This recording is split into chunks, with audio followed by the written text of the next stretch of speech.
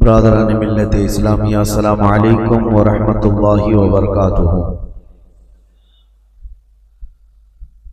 الحمدللہ الحنان المنان الذي خلق الانسان وعلمه البيان، والصلاة والسلام على رسوله سيد الانس والجان وعلى آله واصحابه ذوي الخير والاحسان، اما بعد، فاعوذ بالله من الشيطان الرجيم، بسم الله الرحمن الرحيم، قل لا اسألكم عليه اجرا الا المودة في القربى،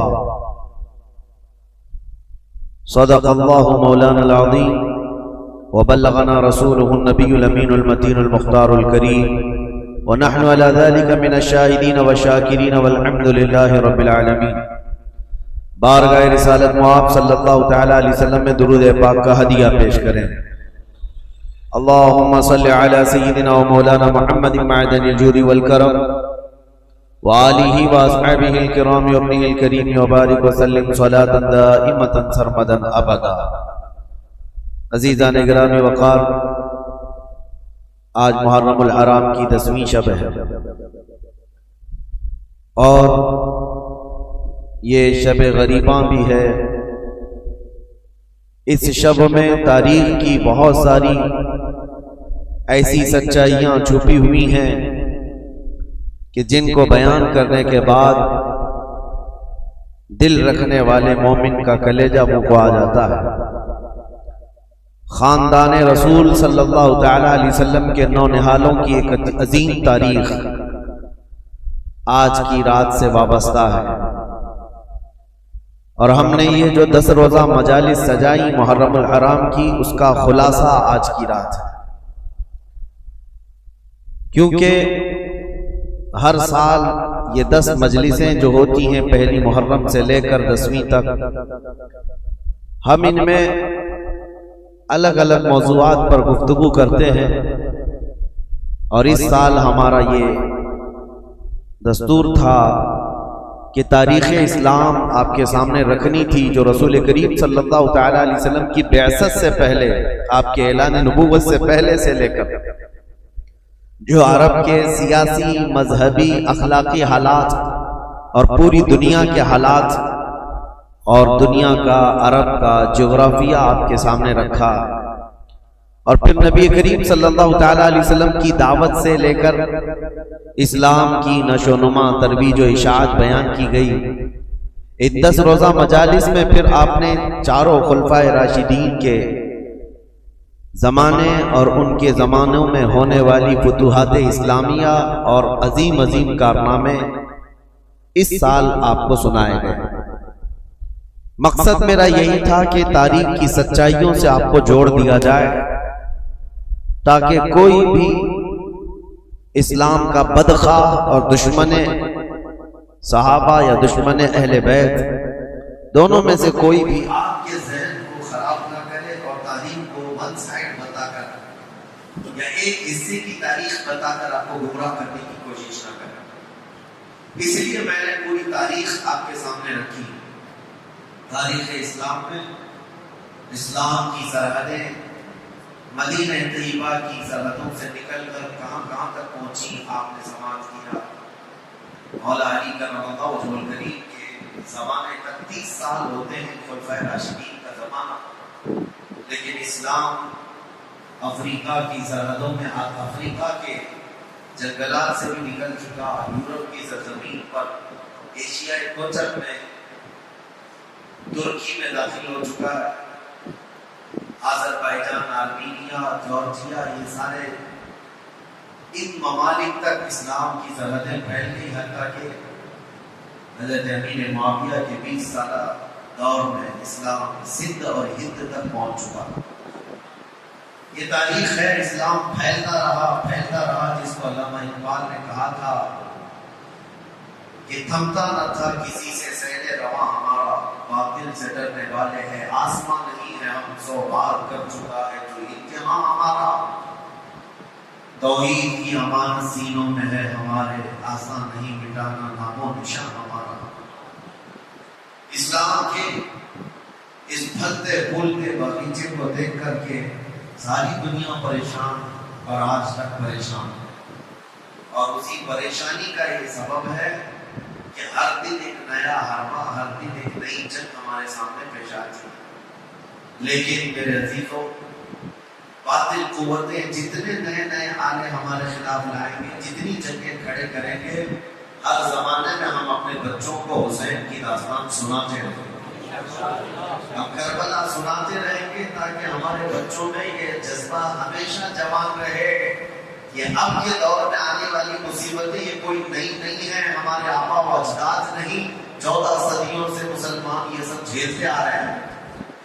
میں اکثر ایک جملہ کہتا ہوں، برسات میں نکلے ہوئے ابھی کے کیڑے مسجدوں کے آگے آ کر تلواریں یا چاقویں لہرا کر ڈراتے ہیں اور اپنے کٹرواد ناروں سے تمہیں گھبرانے کی اور خوف و دہشت ڈالنے کی کوشش کرتے ہیں۔ ہو سکتا ہے وہ بچے ڈر جائیں جن کو تاریخ یاد نہ ہو، اور جنہیں تاریخ یاد ہو تو ان کی زبان پر تو یہ شعر آنا چاہیے، ڈل نہ سکتے تھے جنگ میں اگر آ جاتے تھے، پاؤں شیروں کے بھی میدان سے اکھڑ جاتے تھے، حق سے سرکش ہوا کوئی تو بگڑ جاتے تھے، ارے تیز کیا چیز ہے ہم توپ سے بھی لڑ جاتے تھے۔ ہمیں ان تمام چیزوں سے گھبرانے اور ڈرنے اور خوف کرنے کی ضرورت نہیں ہے۔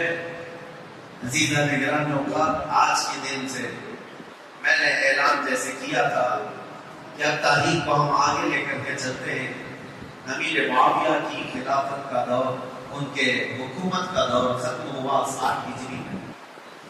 اب زمان میں خلافت کس کے ہاتھ میں آئے، ایک بہت اختلافی مسئلہ تھا، کنٹروورشل تھا۔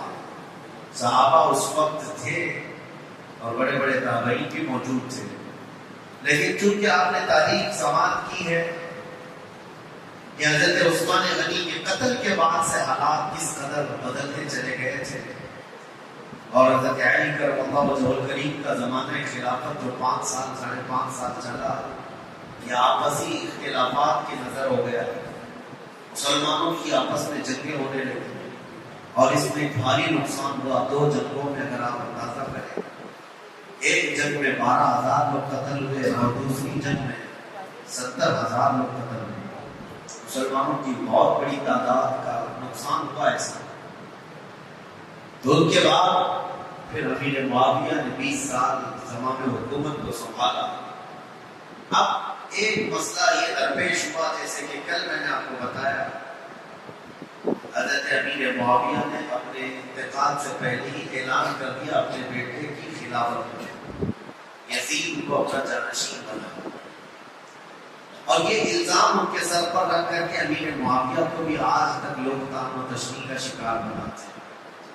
حضرت امیر معاویہ تو بہت برا بھلا کہتے ہیں کہ یہ ساری ذمہ داری امیر معاویہ کے سر جاتی ہے۔ اگر وہ خلیفہ نہ بناتے یزید کو تو نہ کربلا ہوتا، نہ امام حسین شہید ہوتے، نہ ہی اتنے برے حالات ہوتے۔ یہ ساری چیزوں کے ذمہ دار امیر معاویہ ہیں۔ یہ سوال ایسا گردش کرتا ہے کہ ہمارے بھی بھولے بھالے لوگوں کے دلوں میں یہ بات آتی ہے کہ امیر معاویہ کو نہیں کرنا چاہیے تھا، اپنے نالائق بیٹے کو خلیفہ کیسے مقرر کر دیا۔ پہلی چیز تو یہ ہے کہ کوئی ایک روایت بھی ایسی ثابت نہیں کہ جس میں امیر معاویہ یہ جان بوجھ کر کے کہ اس کا فسق و فجور، اس کی نالائقی ان کو معلوم تھی، اس کے باوجود بنایا، ایسی کوئی روایت نہیں۔ ان کے زمانے میں یا ان کے سامنے یزید کا فسق و فجور علل اعلان نہیں تھا، ورنہ تو وہ صحابی رسول ہیں۔ ان کے بارے میں اس طرح کا طعن و تشنیع کرنے سے صحابی رسول کے عدل پر اعتراض اٹھ جائے گا۔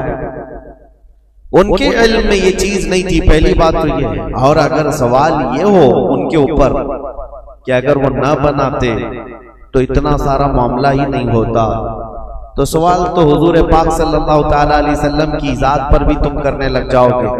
اعتراض کرنے والوں سے کہہ رہے ہیں کہ حضور صلی اللہ تعالیٰ علیہ وسلم تو مخبر صادق ہیں، غیب کی خبریں جاننے والے رسول کریم صلی اللہ تعالیٰ علیہ وسلم کو جبرائیل امین نے یہ امام حسین کے بچپن میں اطلاع دے دی تھی کہ ان کو آپ کی امت قتل کرے گی. یہ روایت تو سنیں نا. بچپن میں امام حسین کی شہادت کی خبر مشہور ہو گئی تھی.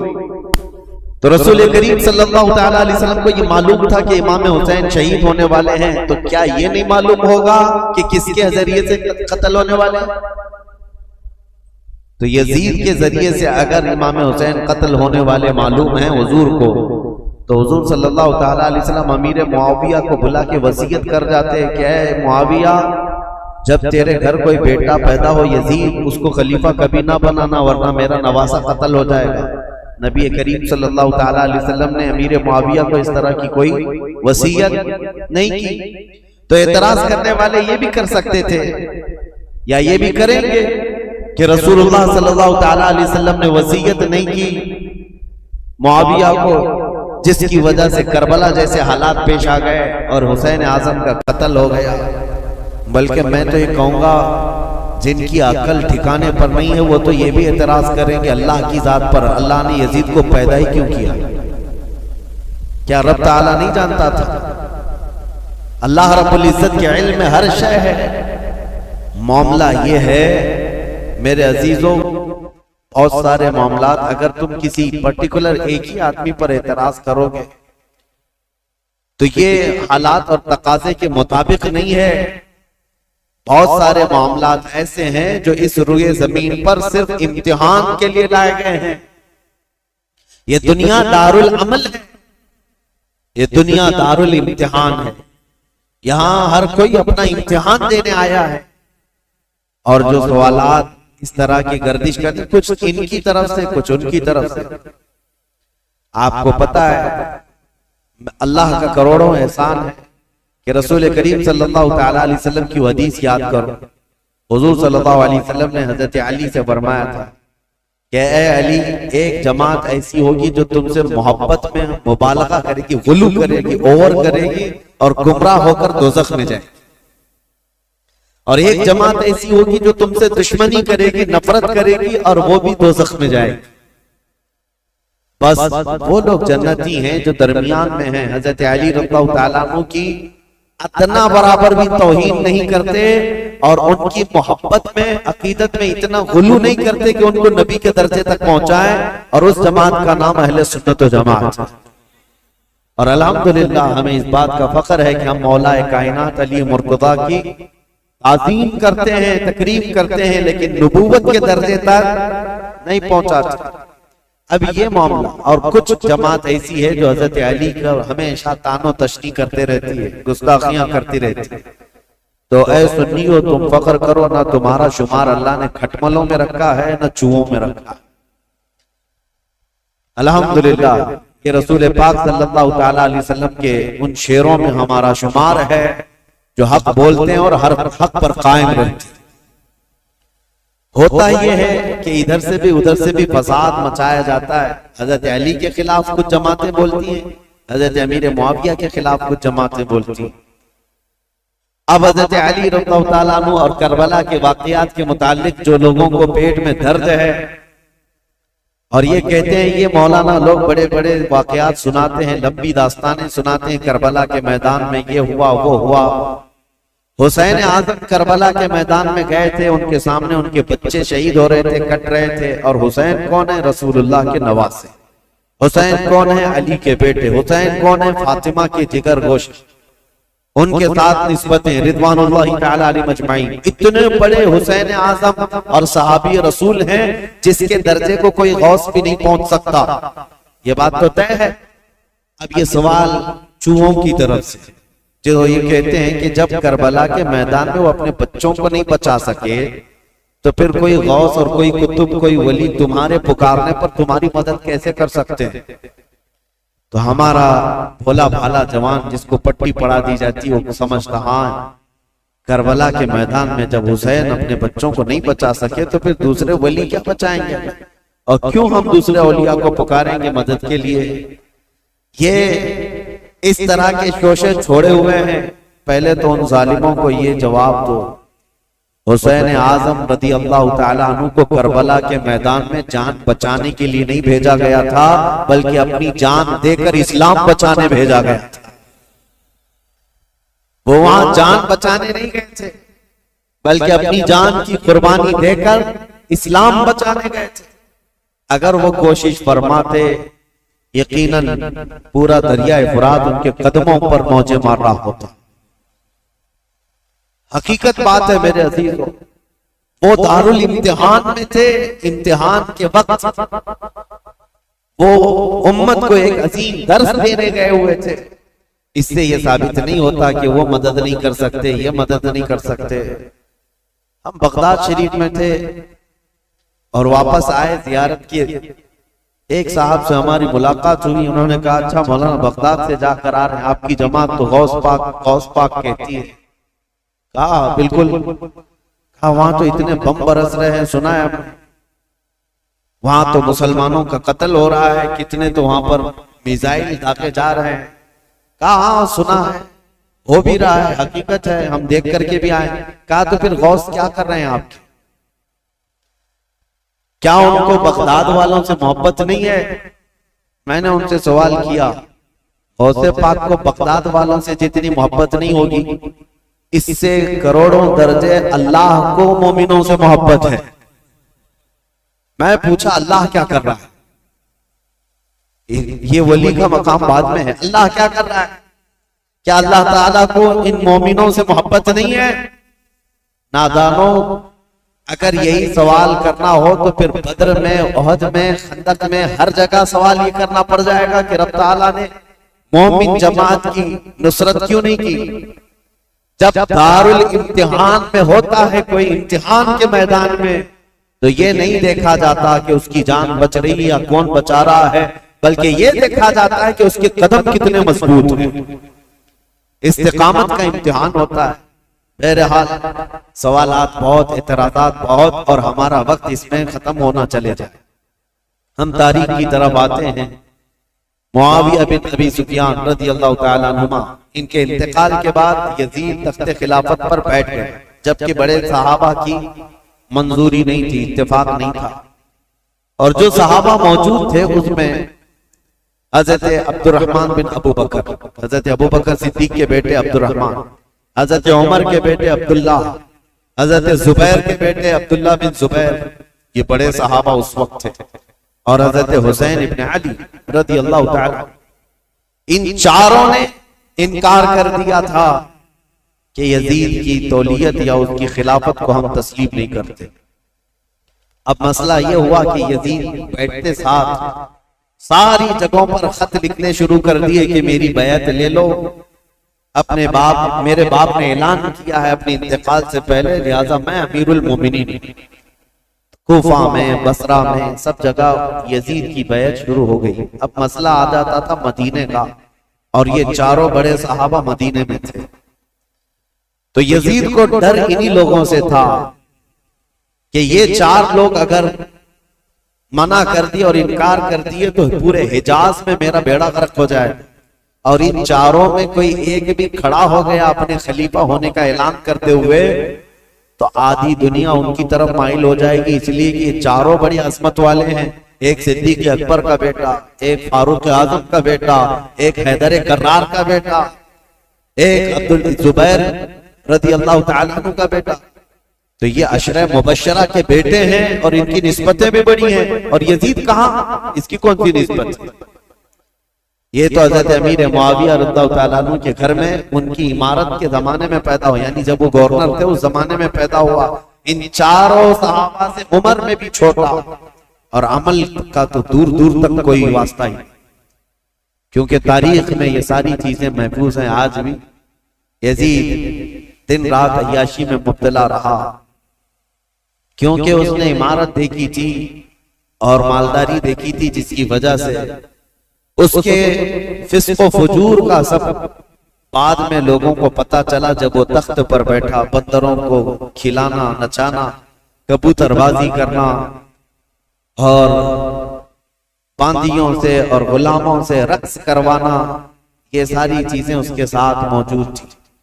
اب یہ خبریں جب مشہور ہو گئی تو کیا جو رسول اللہ کے صحابہ ہیں ایسے شخص کو امیر تسلیم کر سکتے تھے؟ جنہوں نے خلفائے راشدین کا زمانہ دیکھا، جو چاروں خلفاء کا زمانہ دیکھے ہوں اور جو خود رسول اللہ کو دیکھے ہوں، تو وہ اس عظیم اسلام کے دامن میں کسی ایسے شخص کو برداشت کر سکتے تھے؟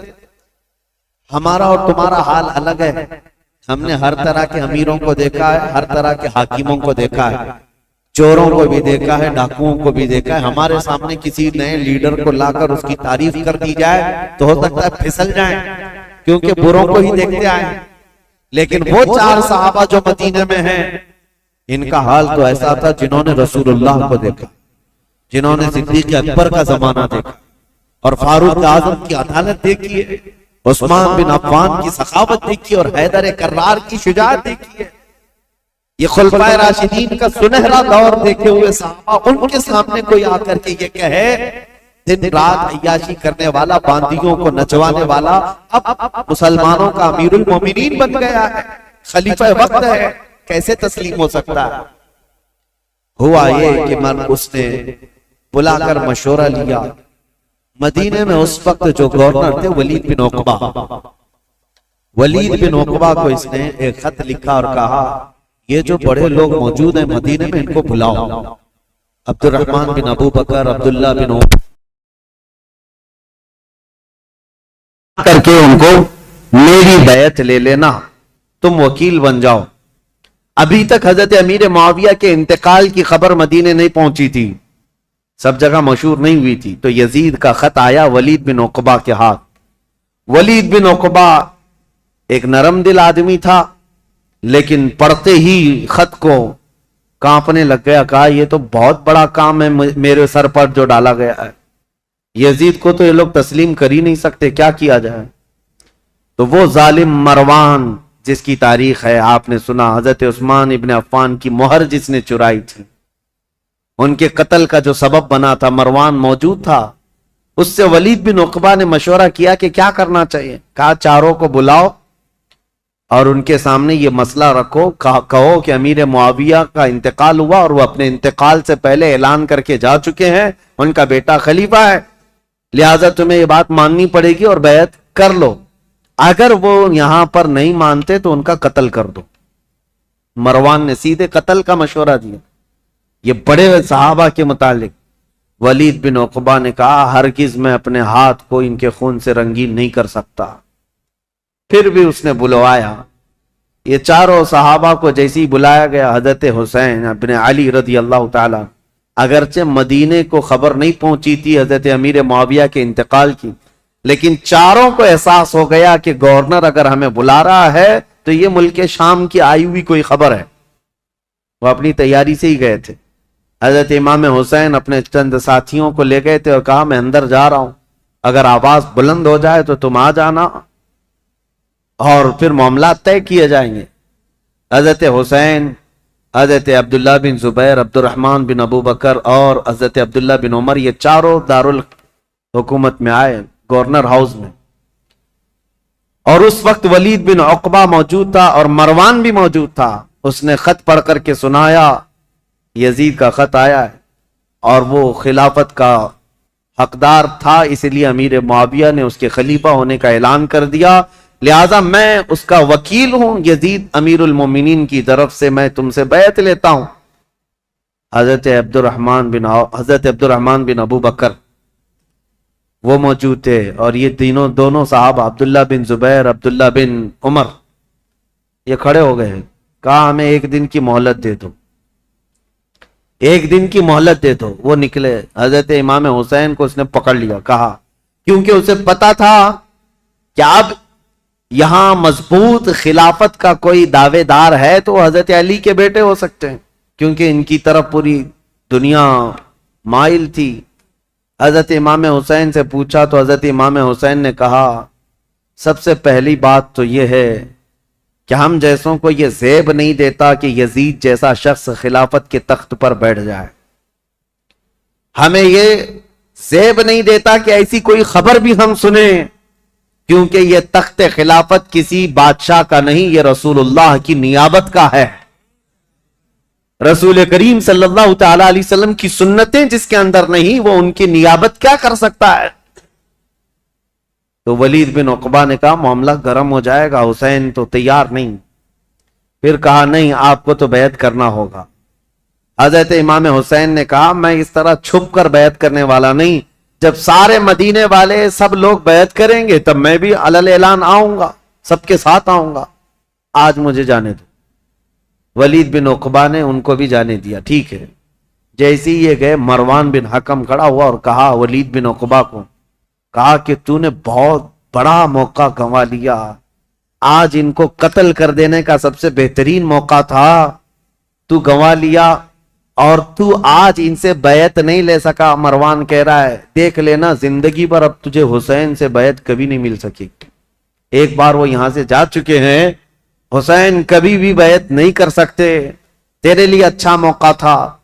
ولید بن عقبہ نے کہا میرے لیے ساری دنیا آ جائے لیکن میں حسین کے خون سے اپنا ہاتھ رنگین نہیں کر سکتا، اس لیے کہ وہ رسول اللہ کے قرابت دار نواز ہیں۔ تو مروان بن حکم نے ولید بن عقبہ کی شکایت لکھ کر کے بھیجی یزید کے پاس کہ اس کی نرم دلی کی وجہ سے یہ چاروں چلے گئے۔ اور ہوا کیا، عبداللہ بن زبیر اور عبداللہ بن عمر رات کے وقت ہی اپنا سامان لیے اور مکہ چلے گئے، مدینہ طیبہ چھوڑ کر چلے گئے کہ دوسرے دن پھر یہ گورنر بلائے گا اور زبردستی کرے گا، لیکن مکہ میں جائیں گے تو حرم پاک میں خانہ کعبہ کے اطراف کوئی کسی کو زور زبردستی نہیں کر سکتا جو حرم میں جائے گا، جنگ بھی حرام ہے، قتل و قتال بھی حرام ہے۔ تو یہ صحابہ وہاں چلے گئے اور وہاں جا کر انہوں نے پناہ لی۔ اب امام حسین مدینہ میں تھے، دوسرا دن آیا تو پھر دوسرے دن پھر اس نے بلایا ولید بن عقبہ نے کہ آؤ۔ امام حسین رضی اللہ تعالیٰ عنہ نے آج پھر کہا کہ نہیں، میں اس بیعت کے لیے راضی نہیں ہوں اور مجھے زور زبردستی نہ کیا جائے۔ ولید بن عقبہ نے کہا اے حسین ابن علی، میں آپ کی تعظیم کرتا ہوں، آپ کی عزت کرتا ہوں، لیکن میرے اوپر ملک شام کا حکم آیا ہے، پریشر میں ہے، میرے اوپر دباؤ ہے، لہٰذا ایک ہی راستہ ہے کہ آپ یا تو میرے اس شہر میں یا حدود میں نہ رہیں جہاں میری گورنری ہے، یا تو بیعت کر لیجئے۔ امام حسین نے کہا میں شہر تو چھوڑ دوں گا لیکن بیعت نہیں کروں گا۔ اور کون سے شہر چھوڑنے کی بات؟ مدینۃ الرسول۔ امام حسین اپنے خاندان والوں کو آ کر بتاتے ہیں، اور امام حسین نے اہل بیت کے گھرانے میں یہ بات بتائی کہ آج ہمارے لیے ایسی حالت آ گئی ہے، مدینے میں رہنا ہے تو ہمیں اس کی بیعت قبول کرنا ہوگا اور اس کو امیر المومنین تسلیم کرنا ہوگا، یا تو پھر مدینے سے باہر نکل کر جیسے میرے دو بھائی مکہ چلے گئے، عبداللہ بن زبیر اور عبداللہ بن عمر، اسی طرح مجھے بھی مکہ حرم کعبہ میں جانا ہوگا۔ اہل بیت کا بچہ بچہ کہنے لگا رسول کریم صلی اللہ تعالی علیہ وسلم کا شہر چھوٹ رہا ہے، اے امام علی مقام، اس کو گوارا کر لیں گے لیکن رسول اللہ کی شریعت چھوٹ جائے یہ گوارا نہ کریں۔ حضور کے شریعت پر اور اسلام کی تاریخ میں ایسا کوئی دھبا آ جائے یہ گوارا نہ ہو۔ میں آپ کو بتاتا ہوں یہ مسئلہ کتنا اہم تھا، ظالموں کو پتہ نہیں جو اوپر اوپر کی تاریخ پڑھتے ہیں اور بک بک کر کے ٹی وی میں چلے جاتے ہیں کہ امام حسین نے خواہ اپنے بچوں کو جھونک دیا کربلا کے میدان میں، اور یہ سیاسی جنگ تھی نعوذ باللہ۔ اور بعض یہ کہتے ہیں کہ خروج کیا، خروج کا مطلب ہوتا ہے بغاوت کیا۔ جب ایک امیر المومنین ہو گیا تھا، خلیفہ وقت ہو گیا تھا، تو امام حسین بغاوت کر کے کیوں گئے؟ اس طرح کے جو اعتراضات کرتے ہیں ان ظالم ناعاقبت اندیشوں کو خبر تک نہیں ہے تاریخ کی سچائیاں، انہیں معلوم بھی نہیں ہے۔ یہ ہو سکتا ہے یزید کی ذریت کے لوگ ہوں یا یزید کے مشاغل اور اس کے کاموں سے اتفاق رکھتے ہوں، اسی لیے اس کو آج بھی رضی اللہ عنہ لکھتے ہیں۔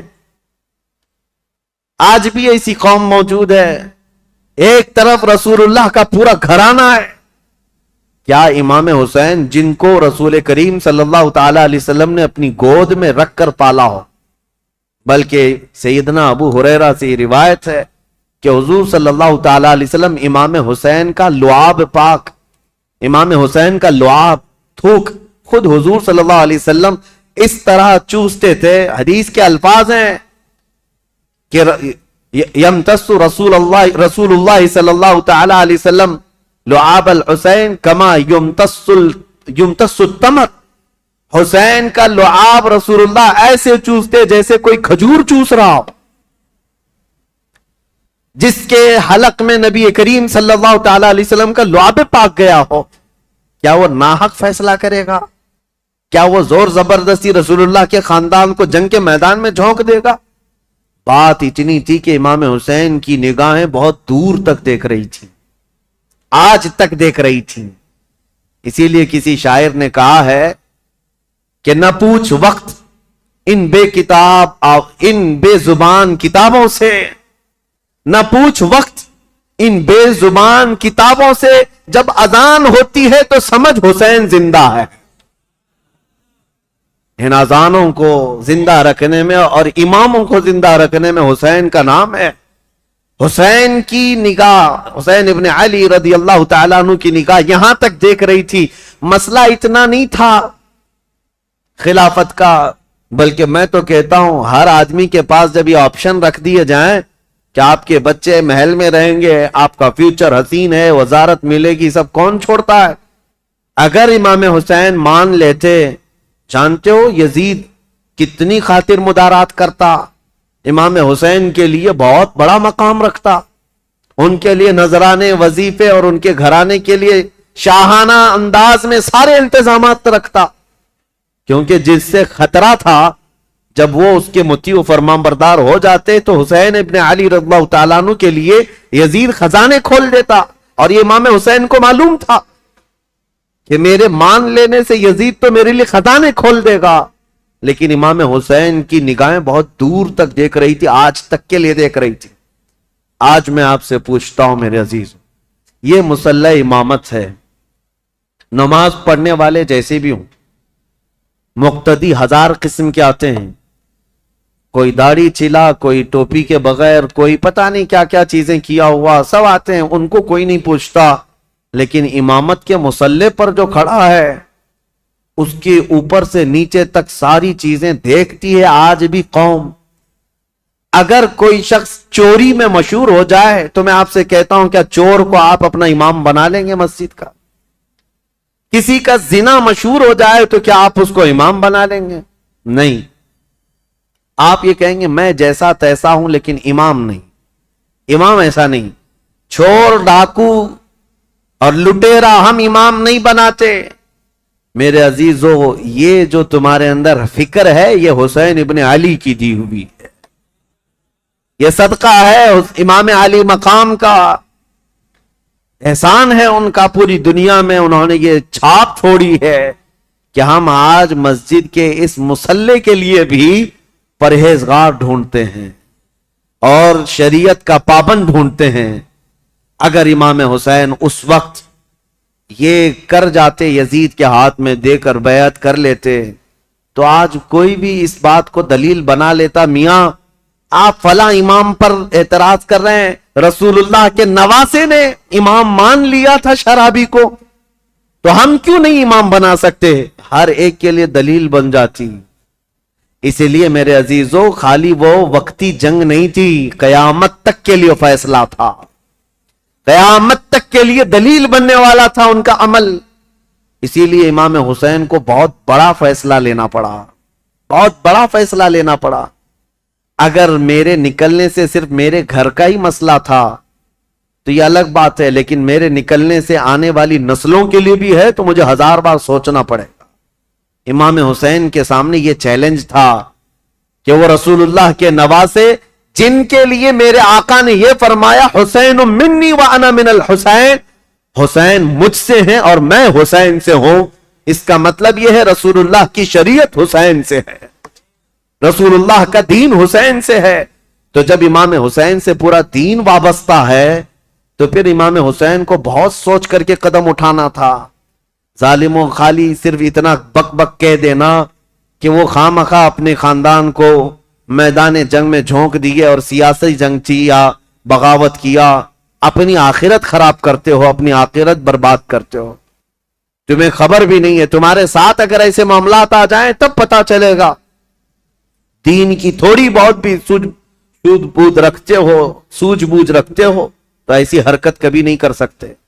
اب امام حسین گھر والوں کو آ کر بتاتے ہیں، گھر والے تیار ہوئے، ٹھیک ہے مدینہ رسول چھوڑ کر جائیں، اور وہ رات بھی آ گئی جب رسول اللہ کا یہ عظیم نواسہ مدینے سے رخصت ہو رہا ہے، جہاں ان کی پیدائش ہوئی 4 ہجری شعبان المعظم کا مہینہ تھا، جب امام حسین مدینے میں پیدا ہوئے تھے۔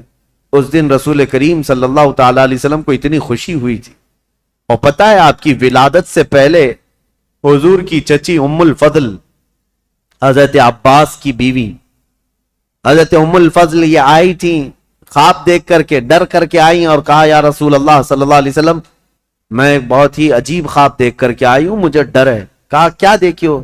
کہا بیان کرنے سے مجھے ڈر لگتا ہے۔ کہا بتائیں تو صحیح خواب کیا ہے؟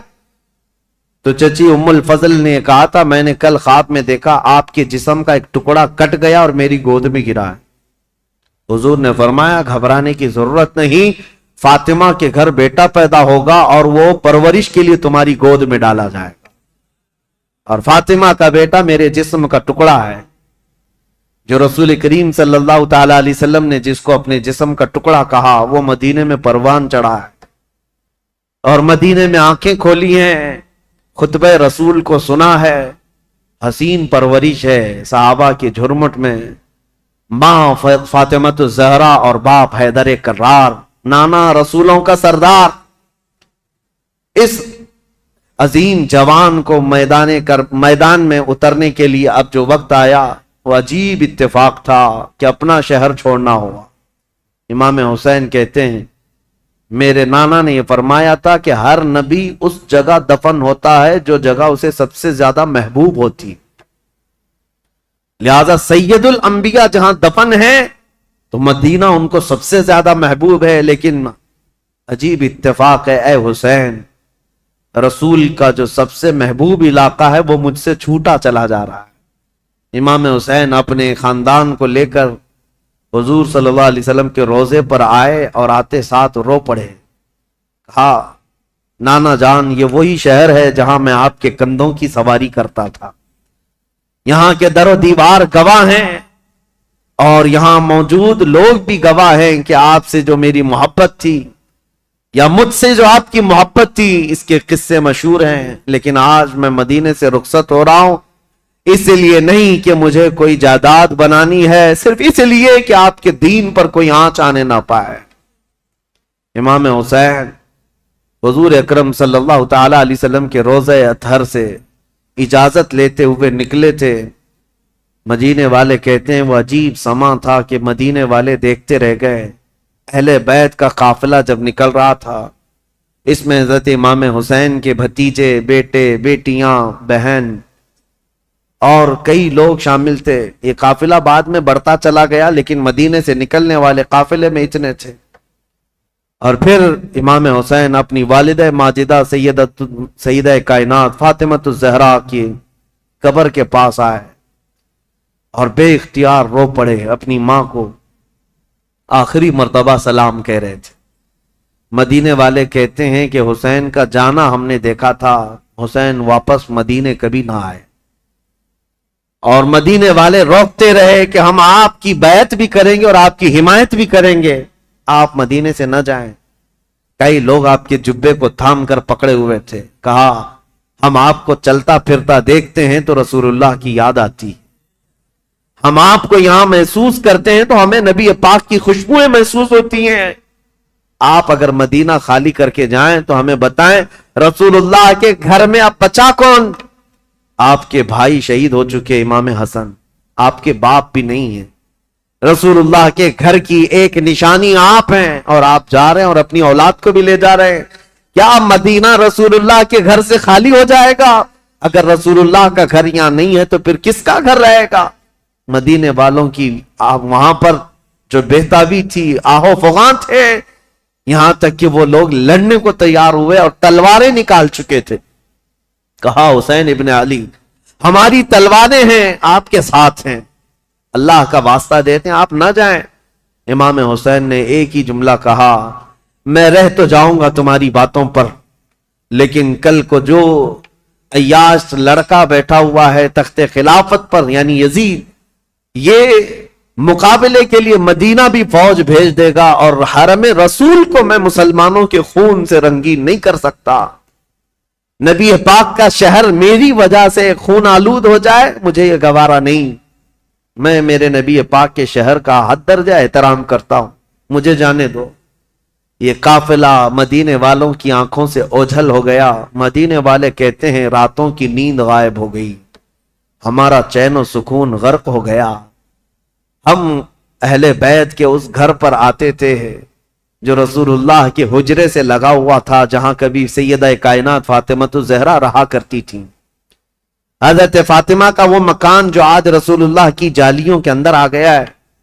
اہل مدینہ کہتے ہیں اس گھر کے اطراف ہم گھومتے تھے، اس لیے کہ ہمیں پتہ ہے اس گھر کی تاریخ، کہ حضور اگر اس گھر کے اندر بیٹھے ہوتے اور قرآن اترنا ہوتا تو جبرائیل دروازے پر کھڑے ہو کر پہلے اجازت لیتے پھر گھر میں آتے تھے۔ دوسری جگہوں پر جبرائیل امین براہ راست حضور پر وحی لے کر آتے تھے، آیتیں لے کر آتے، لیکن جب فاطمۃ الزہرا کے گھر میں حضور ہوتے تھے تو جبرائیل اجازت لے کر آتے تھے۔ اہل مدینہ کہتے ہیں وہ گھر خالی ہو چکا تھا، اس گھر کے اندر اب کوئی نہیں تھا۔ اہل بیت نبوت کا یہ گھرانہ، رسول اللہ کا یہ خاندان سب چل پڑا تھا۔ مدینے والے کہتے بھی تھے کہ کیسا وقت آ گیا کہ آج نبی پاک نے جس مدینے کو عظمت کا بلند مقام دے دیا، اس مدینے میں ان کے ہی گھر کے لوگ رہنے کے لیے آج پریشان کیے جا رہے ہیں، ستائے جا رہے ہیں، اور یہاں سے ہجرت کرنے پر مجبور کیے گئے۔ امام حسین ابن علی رضی اللہ تعالیٰ اپنے خاندان سمیت نکل کر کے مکہ مکرمہ پہنچے۔ شعبان المعظم کا مہینہ تھا، تقریباً 4 تاریخ تھی جو حضرت امام حسین کی پیدائش کی تاریخ۔ جب تقریباً 4 شعبان کی تاریخ 4 شعبان کو مکہ مکرمہ میں داخل ہوئے، مکہ والوں نے شاندار استقبال کیا۔ عبداللہ بن زبیر بھی وہاں تھے، عبداللہ بن عمر بھی وہاں تھے۔ انہوں نے کہا حسین ابن علی آپ آ گئے مدینے سے سلامتی کے ساتھ، اہلاً و سہلاً مرحبا، آپ کے لیے مبارکبادی ہو۔ ولید بن عقبہ سے، مروان بن حکم سے، یزید سے آپ نے جان بچا لی، اب امن و امان میں آپ رہیں۔ مکہ مکرمہ میں یہ خاندان نبوت، اہل بیت کا گھرانہ خوشحالی کے ساتھ رہ رہا تھا۔ لیکن برا ہو ان کوفی شیعوں کا، شیعان علی ایک جماعت ہے جو بعد میں چل کر شیعہ کہتے ہیں نا، شیعہ کا مطلب حمایتی۔ حضرت علی رضی اللہ تعالیٰ عنہ کے حمایتیوں کی ایک جماعت تھی، شیعان علی ان کو کہا جاتا تھا، جو کوفہ میں رہتے تھے، برسوں سے حضرت علی کے زمانے سے تھے، کیونکہ حضرت علی نے بھی دارالخلافہ کوفہ کو بنایا تھا، اور حضرت علی کے بعد امام حسن بھی وہاں رہے کوفہ میں، اور اس کے بعد وہ ہجرت کر کے مدینے چلے گئے، تب پھر امام حسین بھی گئے تھے۔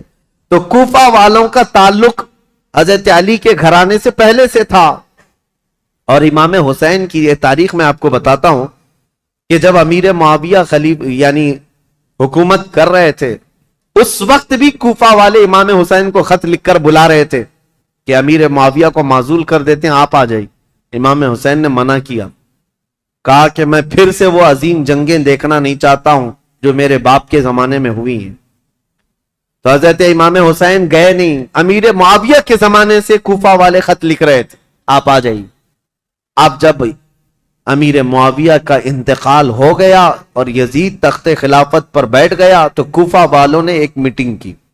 کوفہ عراق کا ایک شہر ہے، عراق میں آج بھی وہ شہر موجود ہے، اور جتنے اہل بیت سے محبت کرنے والے لوگ تھے سب جمع ہوئے اور میٹنگ کیا، اور وہ ایک شخص کے گھر میں میٹنگ ہوئی جس کا نام مسلم بن سرد بتایا گیا ہے، اور وہ شخص سارے لوگوں کو جمع کر کے کہتا ہے دیکھو امیر معاویہ کا تو انتقال ہو گیا اور یزید بیٹا ہے، تم سب کی رائے کیا ہے؟ کیا علی کے بیٹے حسین خلافت کے سب سے زیادہ حقدار نہیں ہیں؟ کوفہ والوں نے ایک زبان ہو کر کہا ہاں، رسول اللہ کے نواسے علی ابن ابی طالب کے بیٹے، ان سے زیادہ حقدار کون ہے؟ تو ان لوگوں نے کہا کہ ہم نے یہ سنا ہے کہ امام حسین نے بھی یزید کی بیعت کو قبول کرنے سے منع کر دیا اور وہ مدینہ چھوڑ کر مکہ جا چکے ہیں. اے لوگوں تمہارا کیا خیال ہے ہم حسین ابن علی کو یہاں بلا نہ لیں؟ ہم کوفہ بلا لیتے ہیں اور یہاں بلا کر ان کی خلافت کو تسلیم کرتے ہیں, ان کے ہاتھ میں بیعت کر لیں گے اور پھر دھیرے دھیرے پورا حجاز امام حسین کے ہاتھ پر بیعت کر لے گا, پورا عرب بیعت کر لے گا اور یزید کو ہم اتار دیں گے تخت خلافت سے. تو کوفہ والے اس بات پر سب اتفاق, اور پھر سارے لوگوں نے مل کر کے خط لکھا امام حسین کے نام پر. عبداللہ بن صبح حمدانی نام سے ایک شخص تھا, اس کے ہاتھ میں خط دے کر بھیجے جس میں کوفہ کے بڑے رئیس اور ذمہ دار جو لوگ تھے, وہاں کے جو سردار تھے, ان کی دستخطیں تھیں, ان کی مہریں لگی ہوئی تھیں. یہ خط رمضان کی 10 تاریخ کو آیا. کہاں؟ مکہ مکرمہ میں. مکہ مکرمہ میں امام حسین کے پاس یہ خط آیا تو امام حسین نے دیکھا, اس میں یہ لکھا ہوا تھا, کوفہ والوں نے لکھا تھا, اللہ کی حمد و ثنا کے بعد, حضور کی صلاۃ و سلام کے بعد کہا امیر معاویہ کا انتقال ہو گیا اور ان کے بعد یزید جیسا فاسق و فاجر شخص بیٹھا ہے, لہذا ہم اس کی امارت اور اس کی خلافت کو نہیں تسلیم کرتے. اے علی کے بیٹے حسین, آپ تشریف لے آئیں, ہمارے سر پر کوئی امام نہیں ہے, آپ تشریف لائیں, ہم آپ کے ہاتھ پر بیعت کرتے ہیں. یہ خط کا مضمون تھا. امام حسین رضی اللہ تعالیٰ عنہ نے یہ حرم کعبہ میں اس خط کو پڑھا, اس کے بعد لوگوں سے پوچھا اب سنیے, کوئی ایک شخص نے بھی اس بات پر رضامندی کا اظہار نہیں کیا. جو بڑے صحابہ تھے انہوں نے کہا کوفہ والوں کی بات پر کبھی یقین نہیں کیا جا سکتا, یہ غدار لوگ ہیں, دھوکہ دے دیتے ہیں, یہ غدار لوگ ہیں, دھوکہ دیتے ہیں. آپ کے باپ کو بھی کوفہ میں شہید کیا گیا, آپ کے بھائی کو بھی شہید کیا گیا ہے, اب آپ وہاں کیوں جانا چاہتے ہیں؟ مت جائیں, مکہ آپ کے لیے امن و امان کے ساتھ. حضرت امام حسین نے ان خطوط کو نظر انداز کر دیا, لیکن 2-3 دن کے بعد تقریباً 53 یا 55 لوگ کوفہ سے چل کر کے مکہ مکرمہ آئے اور طواف کعبہ کے بعد سب امام حسین کے پاس نظر و نیاز لے کر کے آئے اور اس کے بعد پھر خطوط لے کر آئے, کوفہ والوں کے حالات بتائے. امام حسین نے دوبارہ صحابہ سے مشورہ کیا کہ کیا کرنا چاہیے, تب پھر صحابہ نے وہی بات کی, کوفہ والے غدار قسم کے لوگ ہیں, طبیعت کے اندر ان کے استقامت نہیں, کسی ایک بات پر جمتے نہیں ہیں, آپ مت جائیں. دوسری مرتبہ بھی امام حسین صبر کر کے رہ گئے. رمضان کا مہینہ ختم ہونے کو آیا, تقریباً خطوط کا سلسلہ جاری رہا, اتنے کہ 10,000 کے قریب لوگوں نے امام حسین کو دعوت دی اور اخیر میں یہ دعوت دی کہ اے حسین ابن علی, کل قیامت کے دن اگر اللہ تعالی ہم سے یہ سوال کر لے کہ فاسق و فاجر معاویہ کے بیٹے سے تم نے بیعت کیسے کی, اس کو امیر کیسے بنایا, تو ہم اللہ کی بارگاہ میں قیامت میں یہ جواب دیں گے کہ اے رب العالمین, ہم نے تو رسول اللہ کے نواسے کو بلایا تھا مگر انہوں نے انکار کیا تو ہمارے پاس کوئی چارہ نہیں تھا, اس لیے ہم نے یزید کی بیعت کر لی. یہ تو ایموشنل بلیک میلنگ ہے. بہت سارے لوگ آج ہمیں یوں بولتے ہیں پروگرام کی تاریخ دے دیجئے نہیں تو پورا علاقہ دیوبندی ہو جائے, پروگرام کی تاریخ دے دیجئے نہیں تو یہاں ایسا ہو جائے. میرے عزیزو, تمہارے ذمے بھی تو کچھ ہے, تمہارے ذمے بھی تو کوئی چیزیں ہیں. امام حسین نے اس خط کو پڑھنے کے بعد پھر سارے لوگوں سے مشورہ کیا اور اس کے بعد کہا اب میرے لیے اتمام حجت کرنی ہوگی, یعنی مجھے تو جانا ہی ہوگا کیونکہ انہوں نے قیامت کا واسطہ دے دیا ہے. تو 1000 لوگوں نے مکہ مکرمہ میں آپ کو روکنے کی کوشش کی, آپ نہ رکے, حتیٰ کہ ذی الحجہ کا مہینہ ہے, حج کے لیے سارے قافلے مکہ آ رہے ہیں, مکہ مکرمہ آ رہے ہیں, اور امام حسین یہاں سے نکلنے پر تلے ہوئے ہیں. لیکن اس سے پہلے امام حسین رمضان سے لے کر ذی الحجہ تک یہ بحث مباحثہ ہوتا رہا, اور عام بات نہیں ہے, عام بحث و مباحثہ نہیں ہے. عبداللہ بن زبیر جو صحابی ہیں نا, امام حسین کی جماعت کے ساتھ لڑنے کو بھی آ گئے تھے. یہ محبت کی لڑائی ہے, دشمنی کی نہیں, کہ میں تمہیں مکہ سے باہر جانے نہیں دوں گا, اس کے لیے وہ تلوار نکال کر کھڑے ہو گئے تھے. یہ بھی لڑائی قریب تھی، مکہ کی مکرمہ سے نہ جانے دیں گے، کیونکہ عبداللہ بن زبیر جانتے تھے کہ کوفہ والے ان کا کیا کریں گے۔ تو پھر امام حسین رمضان کے بعد بھی رک گئے۔ جب امام حسین اصرار کرنے لگے بار بار، تو چند صحابہ آئے اور ان سے مشورتاً یہ کہا کہ اگر آپ کو جانا ہی ہے اور کوفہ والوں کے بارے میں آپ یہ کہہ رہے ہیں کہ یہ ہزاروں لوگ بیعت قبول کرنے کو تیار ہیں، تو آپ نہ جاتے ہوئے پہلے اپنے خاندان کے کسی معتمد شخص کو وکیل بنا کر بھیجیں، اور وہ جا کر کے براہ راست حالات دیکھے گا اور وہ خبر دے گا، تب آپ جائیے، ان کے خطوں کے بھروسے پر مت جائیے، ان کے خط اور ان کے بولیوں پر مت جائیے۔ تو امام حسین نے اس مشورے کو تسلیم کر لیا۔ پھر اپنے بھائی مسلم بن عقیل کو، چچیرے بھائی تھے، حضرت امام مسلم بن عقیل جو ہیں یہ حضرت امام حسین کے چچیرے بھائی، حضرت عقیل حضرت علی کے سگے بھائی۔ تو مسلم بن عقیل سے آپ بڑی محبت رکھتے تھے اور معتمد بھی تھے امام حسین کے۔ بلایا اور کہا کہ بھائی تم جاؤ کوفہ اور میری جانب سے وہاں لوگوں سے بیعت لے لینا وکیل بن کر، اور حالات دیکھ کر کے مجھے خبر کر دینا۔ یہ تاریخ ہے۔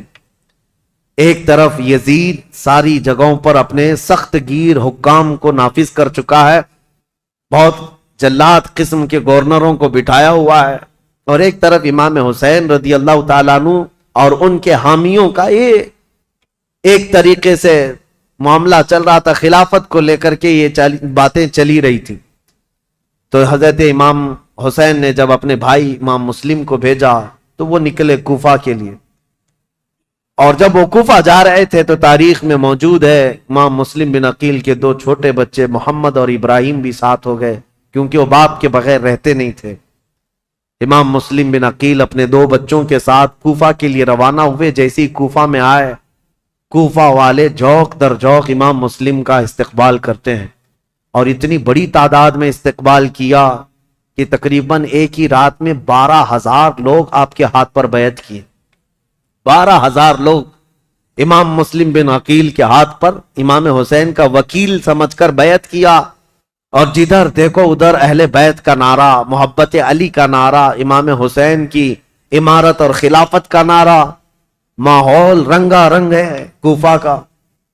امام مسلم بن عقیل سیدھے مختار بن عبید ایک شخص ہے اس کے گھر جا کر قیام کرتے ہیں۔ مختار بن عبید وہاں سردار کی حیثیت رکھتا تھا، اور اس نے سارے لوگوں کو یہیں پر جمع کیا تھا، اور ساری باتیں یہیں سے چل رہی تھی۔ امام مسلم بن عقیل جیسی گئے تو کوفہ کے اس وقت جو گورنر تھے وہ نعمان بن بشیر ایک صحابی رسول تھے، یزید کی طرف سے وہ گورنر تھے، نرم دل تھے اور نہایت ہی عجز و انکساری والے، تواضع والے انسان تھے۔ ان کو جب یہ بتایا گیا کہ امام مسلم بن عقیل کوفہ میں آئے ہیں اور لوگ جوق در جوق ان کے ہاتھ پر بیعت کر رہے ہیں، امام حسین کی بیعت لے رہے ہیں، تو انہوں نے دوسرے دن خطبہ دیا تھا اور کہا تھا کہ اے کوفہ والو، مجھے ڈر ہے یزید کو یہ خبر پہنچے گی تو وہ تم سب سے سختی کرے گا، اور پھر کوفہ والوں کی جان و مال خطرے میں ہوں گے۔ تو وہاں پر ایک شخص بیٹھا ہوا تھا جو یزید کا چمچا تھا، اس نے نعمان بن بشیر سے کہا آپ تو بڑے کمزور آدمی ہیں، مسلم بن عقیل کو بلا کر مار ڈالو، ختم کر دو، قتل کر دو، معاملہ ہی ختم ہو جائے گا۔ نعمان بن بشیر صحابی ہیں، کہتے ہیں اے ظالم تو کس انداز سے مجھے مشورہ دے رہا ہے؟ کہا تب تو پھر آپ کمزور لوگوں میں، ذلیل لوگوں میں، عزت والے لوگوں میں نہیں ہیں۔ انہوں نے نعمان بن بشیر نے ایک تاریخی جملہ کہا تھا، مجھے ایسی ذلت گوارا ہے جس میں رب کی عزت ہے، رب کی رضا ہے، اور مجھے ایسی عزت گوارا نہیں جس میں رب کی ناراضی ہو اور کسی کا خون میرے ہاتھ سے رنگا ہو۔ عزیزان، میرا ہاتھ کسی کے خون سے رنگا ہوا ہو۔ حضرت نعمان بن بشیر اتر گئے، اور یزیدی جو وہاں موجود تھے حامی، انہوں نے خط لکھ کر کے یزید کو پہنچا دیا کہ دیکھو یہاں پر تو مسلم بن عقیل آئے ہیں اور حسین نے خلافت کا دعویٰ کر ہی دیا ہے، جس کا تمہیں خطرہ تھا وہ خطرہ آ گیا، اور کوفہ والے جوق در جوق بیعت کر رہے ہیں۔ یزید کو کب یہ بات ہضم ہوتی؟ وہ تو کب سے تیاری کر رہا تھا، بلکہ اس کے باپ حضرت امیر معاویہ بھی اس کے تخت خلافت پر بیٹھنے کے لیے تیاریاں کیے ہوئے تھے، کئی لوگوں سے بات چیت کیے ہوئے تھے، حالات سازگار نہیں ہوئے، تب تو ان کا انتقال ہو ہی گیا۔ یزید زور سے، طاقت سے کئی لوگوں کو اپنا ہم نوا بنا رہا تھا، اور جب اسے پتا چلی گیا جس بات کا مجھے خطرہ تھا وہ خطرہ تو آ ہی گیا کہ خلافت کا دعوے دار علی کا بیٹا ہو سکتا ہے، اسے خطرہ تھا۔ اور حضرت امام حسین کی خلافت کا کوفہ والوں نے پہلے ہی اعلان کر دی، ابھی امام حسین نے اعلان نہیں کیا، کوفہ والوں نے یہ اعلان کر دیا، اور اپنے ہاتھ سے سب لوگوں نے بیعت کرنا شروع کر دیا تھا۔ ایک بات یاد رکھو میرے عزیزوں، اپنے اندر اللہ کے نبی صلی اللہ علیہ وسلم کی محبت ایسی بساؤ کہ ظالم جو خواب دیکھتا رہتا ہے نا ڈر کے مارے، وہ خواب کبھی نہ کبھی سچا ہو ہی جاتا ہے۔ ہاں، مجھے یہ بات یاد آتی، یزید جیسے ڈرتا تھا، ہر دن ڈر کے سوتا تھا کہ کہیں سے کوئی خلافت کا دعوے دار اٹھے گا تو میری کرسی ہلا دے گا، اور اس کو پتا چلا جیسے ہی حضرت امام حسین اٹھ گئے تو اس دن وہ اپنا ماتھا مارنے لگا اور لوگوں سے کہا کہ دیکھو جس کا ڈر تھا وہی ہو گیا۔ ایسے ہی آج کے یزیدیوں کو بھی یہ خبر ستاتی رہتی ہے ہمارے ملک کے، اور پاکھنڈی بولتے بھی رہتے ہیں 2029 میں ہندوستان کا پردھان منتری مسلمان بن جائے گا۔ یہ ہماری بات نہیں ہے، یہ ڈر کے مارے دیکھے ہوئے خواب ہیں، یہ ڈراؤنے خواب ہیں جو پریشان کرتے ہیں، اور انشاءاللہ العزیز کوئی حسین کا غلام بیدار ہوگا اور پورے ہند کو ایک میدان میں لا کر کھڑا بھی کرے گا انشاءاللہ۔ ہاں، اس قوم کو زندہ ہو لینے دو، پھر ہر قوم کہے گی حسین ہمارے ہیں انشاءاللہ۔ حضرت امام حسین کی طرف سے امام مسلم بن عقیل نے بیعت لینی شروع کی تو یہاں کوفہ پورا کا پورا ان کے دامن میں آ گیا۔ روزانہ ایک ایک گھر پر دعوت ہے امام مسلم بن عقیل کو، ارے وہ چلنے تک نہیں دیتے، ان کے شہزادوں کو سواریاں بنا لیتے، ان کے شہزادوں کو اپنی سواریوں پر بٹھا لیتے، اپنے کندھوں کو سواری بنا دیتے، اس طرح کی محبت پیش کرتے رہے۔ اور پھر امام مسلم بن عقیل نے امام حسین کو خط لکھا کہ حالات بہت اچھے ہیں، کوفہ والے پورے ایک آواز ہو کر آپ کی خلافت کا اعلان کر رہے ہیں، آپ کو جلدی تشریف لانا چاہیے اور آپ کی خلافت کا اعلان ہونا چاہیے۔ امام مسلم بن عقیل نے خط لکھ کر بھیجا، جس کام کے لیے آپ کو بھیجا گیا تھا وہ کام تو آپ نے کیا، عینی گواہ بھی تھے، آنکھوں سے دیکھا ہوا حال بیان کر دیا۔ اب امام حسین کے پاس جب یہ خط آیا تو اب مجھے بتاؤ، مکہ والے جو صحابہ امام حسین کو روک رہے تھے مت جاؤ مت جاؤ، امام حسین نے کہا تمہارے مشورے پر میں اپنے بھائی کو بھیجا، میرے بھائی نے بھی وہی خبر دی جو کوفہ والے اپنے خطوں میں لکھ کر کے بھیج رہے تھے، میرے بھائی پر تو مجھے اعتماد ہے، انہوں نے جو دیکھا وہ سچ بتایا۔ یہ خط تو آیا لیکن یزید کے ہاں سے جو معاملات سنگ دل کے بدلے اس طرح کہ اس نے مروان بن حکم کو بلایا اور پوچھا کہ یہ اس فتنے کو کیسے ختم کریں، یہ بغاوت کو کیسے سرو کریں۔ تو اس نے مشورہ دیا کہ نعمان بن بشیر یہ کمزور دل آدمی ہے، نرم دل آدمی ہے، اس کو اتار دو، حالانکہ صحابی رسول تھے، کہا اس کو اتار دو۔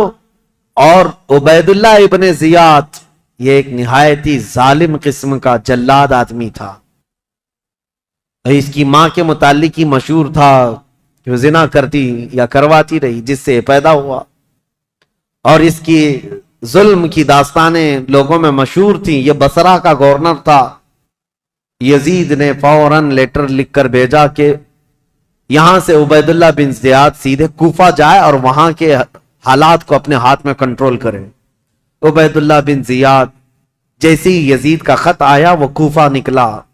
کوفہ جب گیا تو بھیس بدل کر کے آیا، چہرے پر نقاب ڈال کر کے مدینے کی طرف، مکہ کی طرف سے جو راستہ آتا ہے اس راستے سے کوفہ میں آیا، کیونکہ کوفہ والے روز اس انتظار میں تھے کہ حیدر کرار کے شہزادے امام حسین تشریف لانے والے، رسول اللہ کے بیٹے کوفہ میں آنے والے، روز انتظار میں تھے کیونکہ امام مسلم نے خط لکھ کر کے بھیج دیا ہے، اب وہ آنے والے۔ تو ابن زیاد یہی دھوکہ دیتے ہوئے اسی راستے سے آیا کہ کوفہ والے یہ سمجھیں کہ حسین ابن علی آئے، اور کوفہ والے وہی سمجھے، خوب نعرے لگائے مرحبا بک یا ابن رسول اللہ، اے رسول اللہ کے شہزادے مرحبا مرحبا، آپ آ گئے ہمارے کوفہ میں۔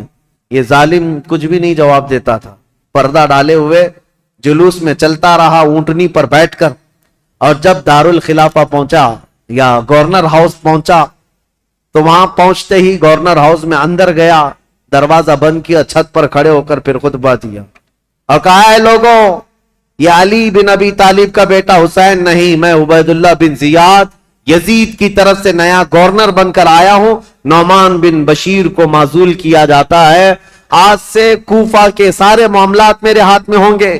کوفہ والے جو استقبال کرنے کے لیے آئے تھے ان کو سخت ترین خطبہ دیا، کہا ہے لوگوں سنو، جو سختی کرے گا اس کے ساتھ ہم سختی کریں گے، اور جو یزید کی بیعت کو انکار کرے گا ہم اس کو قتل کریں گے، باغیوں میں اس کا شمار ہوگا، اور جو کسی باغی کی حمایت کرے گا ہم اس کے ساتھ بھی سختی کا معاملہ کریں گے۔ اس کا پہلے ہی دن یہ جو خطبہ سنا لوگوں نے بہت ہی بیزاری کا اظہار کیا، برہمی کا اظہار کیا، لوگ چلے گئے۔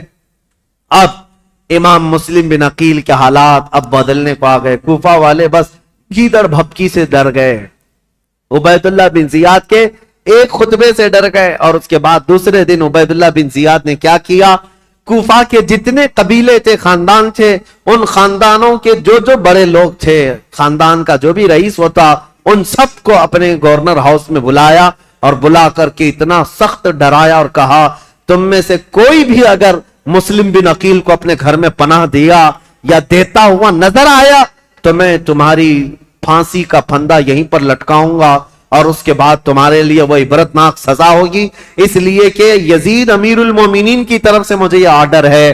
ایسے سخت احکامات دیا، اور اس کے بعد کوفہ والوں کو ڈرایا یہ کہہ کر کے کہ یزید کی طرف سے 30,000 کی فوج آ رہی ہے جو کوفہ کی اینٹ سے اینٹ بجا دے گی۔ سارے سردار ڈر گئے، جتنے قبیلوں کے آقا تھے ان کے جو جو رئیس تھے وہ ڈر کے مارے چھپ گئے، اور حضرت امام مسلم بن عقیل کو آ کر یہ معاملات کی خبر دی۔ امام مسلم بن عقیل جس گھر میں تھے، عبید اللہ مختار بن عبید جس کے گھر میں تھے، وہاں سے آپ ہجرت کر گئے، وہاں سے نکل گئے کہ یہاں رہنا اچھا نہیں، تو وہاں سے نکل کر کے ایک بہت ہی عمر دراز صحابی تھے کوفہ میں، ہانی بن عروہ، ان کے گھر گئے، یہ محب اہل بیت تھے۔ خاندان نبوت عروہ ان کے گھر گئے، یہ محب اہل بیت تھے، خاندان نبوت کے چاہنے والے تھے۔ امام مسلم بن عقیل ان کے گھر جاتے ہیں، ہانی بن عروہ نے ان کا استقبال کیا اور اپنے گھر کے ایک کمرے کے اندر ان کو چھپا دیا، رازداری کے ساتھ امام مسلم بن عقیل اور ان کے شہزادوں کو اپنے گھر میں رکھا، اور جتنے اہل بیت سے لوگ محبت کرتے تھے صرف ان کو معلوم تھا کہ امام مسلم بن عقیل ہانی بن عروہ کے گھر میں ہے، اور اس کے باوجود امام مسلم بن عقیل ہانی بن عروہ کے گھر میں رہ کر بھی کوفہ والوں کو بلاتے رہے، جو اب تک 60,000 کی تعداد میں پہنچے تھے بیعت کرنے والے۔ اب ان لوگوں میں اب چھانٹنا شروع کیا کہ ابھی بچے کتنے ہیں۔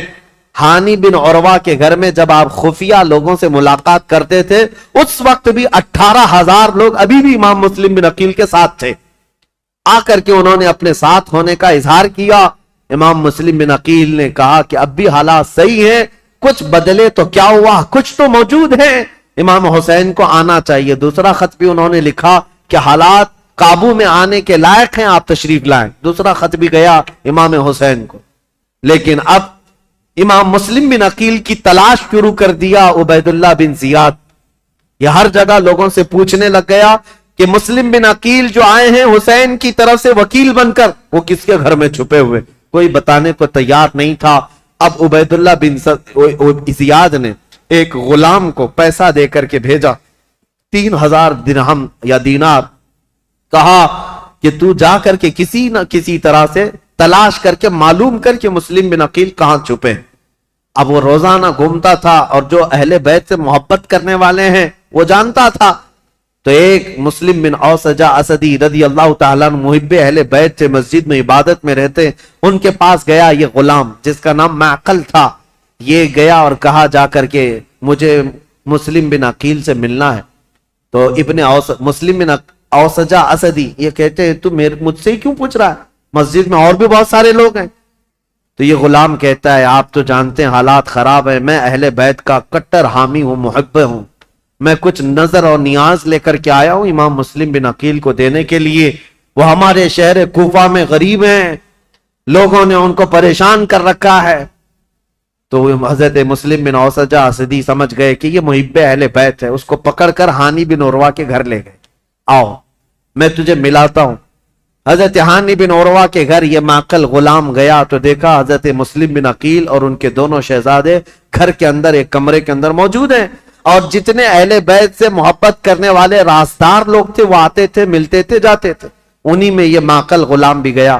جا کر 3000 درہم نظر میں رکھا اور اس کے بعد رو دھو کر کے ان کے سامنے محبت کا اظہار کیا اور کہا میں محب اہل بیت ہوں, مجھے آنے کی اجازت ہو.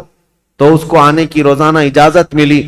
دن بھر ان کے حجرے میں بیٹھا رہتا, کتنے لوگ کوفہ سے ان سے ملنے آ رہے ہیں, کون کون کیا کیا باتیں کر رہا ہے, سب سنتا, اور رات میں جا کر عبید اللہ بن زیاد کو ساری رپورٹ دیتا, ساری جاسوسی کرتا تھا.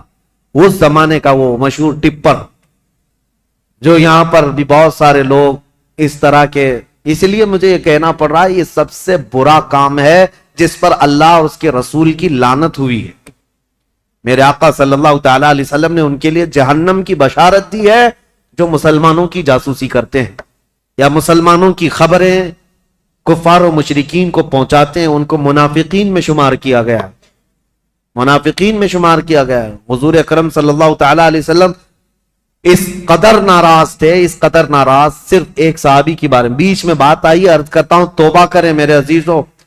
میں ممبئی کے ایک علاقہ جہاں گھنی آبادی ہے مسلمانوں کی, نام نہیں ذکر کر رہا ہوں کیونکہ ریکارڈ ہوتا ہے اور ہر جگہ چیزیں پہنچتی ہیں. ایک گھنی آبادی کا علاقہ ہے, وہاں جانے کے بعد ایک حاجی صاحب ہے, ان سے ملاقات ہوئی تو لوگوں کے کاروبار پوچھ رہے تھے. تو اس میں انہوں نے کہا کہ یہاں کے اکثر مسلمانوں کا جو کاروبار ہے وہ ٹپ دینا ہے, پولیس کو ٹپ دینا ہے, اسی پر ان کی روزی روٹی چلتی ہے. اور کچھ جو ہے جھوٹے فرضی کاغذات پر فلیٹوں کی خرید و فروخت کرتے ہیں, ٹوپی ڈالتے ہیں, یہی کاروبار ہے. نعوذ باللہ من ذالک. ان باتوں میں ہماری قوم کو سب سے زیادہ بدنام کیا گیا ہے یا ہوگا. 500 روپے 1000 روپے کے لیے کیا کوئی اپنی قوم بیچ دے گا؟ کوئی اپنی قوم بیچ دے گا؟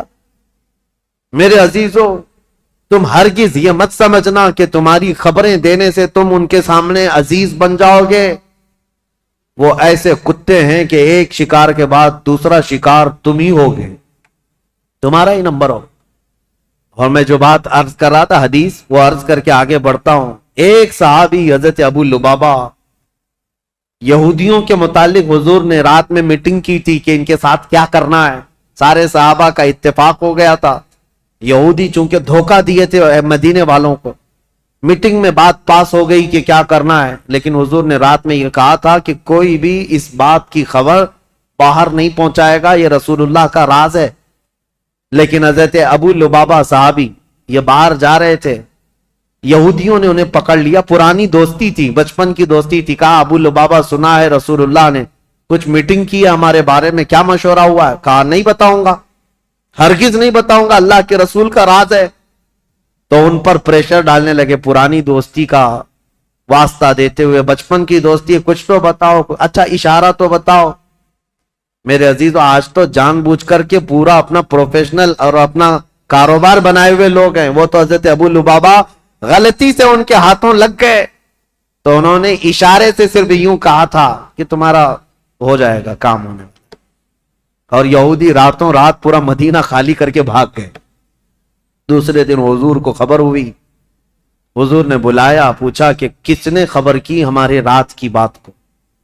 تو حضرت ابو لبابہ کہتے ہیں کھڑا ہو گیا, کیونکہ پتا ہے نہ بھی بتاتا تو مخبر صادق صلی اللہ علیہ وسلم کو ہر بات کی خبر ہے.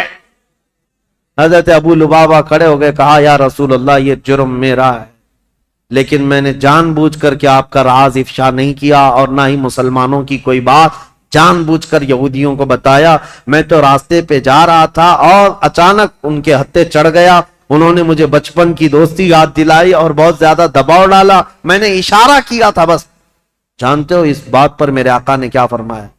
نبی پاک صلی اللہ تعالی علیہ وسلم کھڑے ہو گئے, سارے مدینے کے صحابہ سے کہا آج کے بعد سے ابو لبابہ سے کوئی مسلمان نہ سلام کرے گا نہ مصافحہ کرے گا. حضور پاک نے فرمایا مکمل طور پر ابو لبابہ کا بائیکاٹ کرو، کوئی سلام بھی نہیں کرے گا، مصافحہ بھی نہیں کرے گا۔ حضرت ابو لبابہ کے متعلق اتنا سخت حکم حضور نے فرمایا، اور آج بھی مدینہ طیبہ مسجد نبوی جاؤ گے، وہاں ستونوں میں، مسجد کے اندر جو ستون ہے نا، ان ستونوں میں ایک ستون حضرت ابو لبابہ کے نام سے ہے۔ ابو لبابہ نے کیا کیا، اپنی بیوی کو بلایا اور کہا اب میں جینے کے قابل نہیں ہوں، مجھے اس کمبے سے باندھ دینا جب تک میری توبہ قبول نہ ہو۔ ان کو رسی سے ان کی بیوی باندھ کر چلی جاتی۔ حد تو یہ ہے وہ مدینے والے کیسے تھے، صحابہ تو دیکھتے تھے ان کو، نمازوں کے وقت کھولا جاتا تھا، حضور کے پیچھے نماز پڑھتے تھے، پھر رسی سے باندھ دیے جاتے، کھانے کے وقت ہاتھ کھولتے، ان کی بیوی بھی کچھ پوچھو تو منہ پھیر لیتی، کہتی رسول اللہ نے منع کیا، تم سے سلام بھی نہیں کیا جا سکتا، کلام بھی نہیں، جینے کا حق ہے اس لیے کھانا دیا جا رہا ہے۔ بیوی تک نہیں بات کرتی تھی۔ حضرت ابو لبابہ پر یہ دن ایک دن دو دن کا بائیکاٹ نہیں، تقریباً 33 دن تک چلا۔ حضور نماز پڑھاتے تھے لیکن ان سے ملتے نہیں تھے، اور اللہ رب العزت ان کی توبہ کا اعلان فرماتا ہے، حضور پر وہی آتی ہے جن سے یہ غلطی ہو گئی، اے رسول اللہ نے انہیں بخش دیا، معاف کر دیا۔ حضور اپنے ہاتھوں سے رسی کھولتے۔ یہ بات بیچ میں آئی ہے تو اس لیے مجھے عرض کرنا ہے، کچھ لوگوں کو ایسا لگتا ہے مسلمانوں کی جاسوسی کرنا، ان کی خبریں لے جا کر کے بڑے عہدے داروں کو بتانا، ٹپ دینا، اس میں ہماری عزت بڑھے گی۔ زیادہ سے زیادہ کیا ہوگا تمہارا؟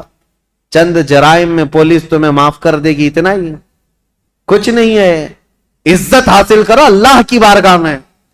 ہونا تو یہ چاہیے کہ اپنی قوم اور اپنی جماعت کے متعلق پہلے تو حالات ایسے ہوتے تھے کہ ہمارے بڑے، ہمارے بزرگ بتاتے ہیں کہ دوسروں کو ہماری جماعت کیا ہمارے محلے میں آنے سے پہلے اجازت لینی پڑتی تھی، اتحاد ہوتا، یونٹی ہوتی۔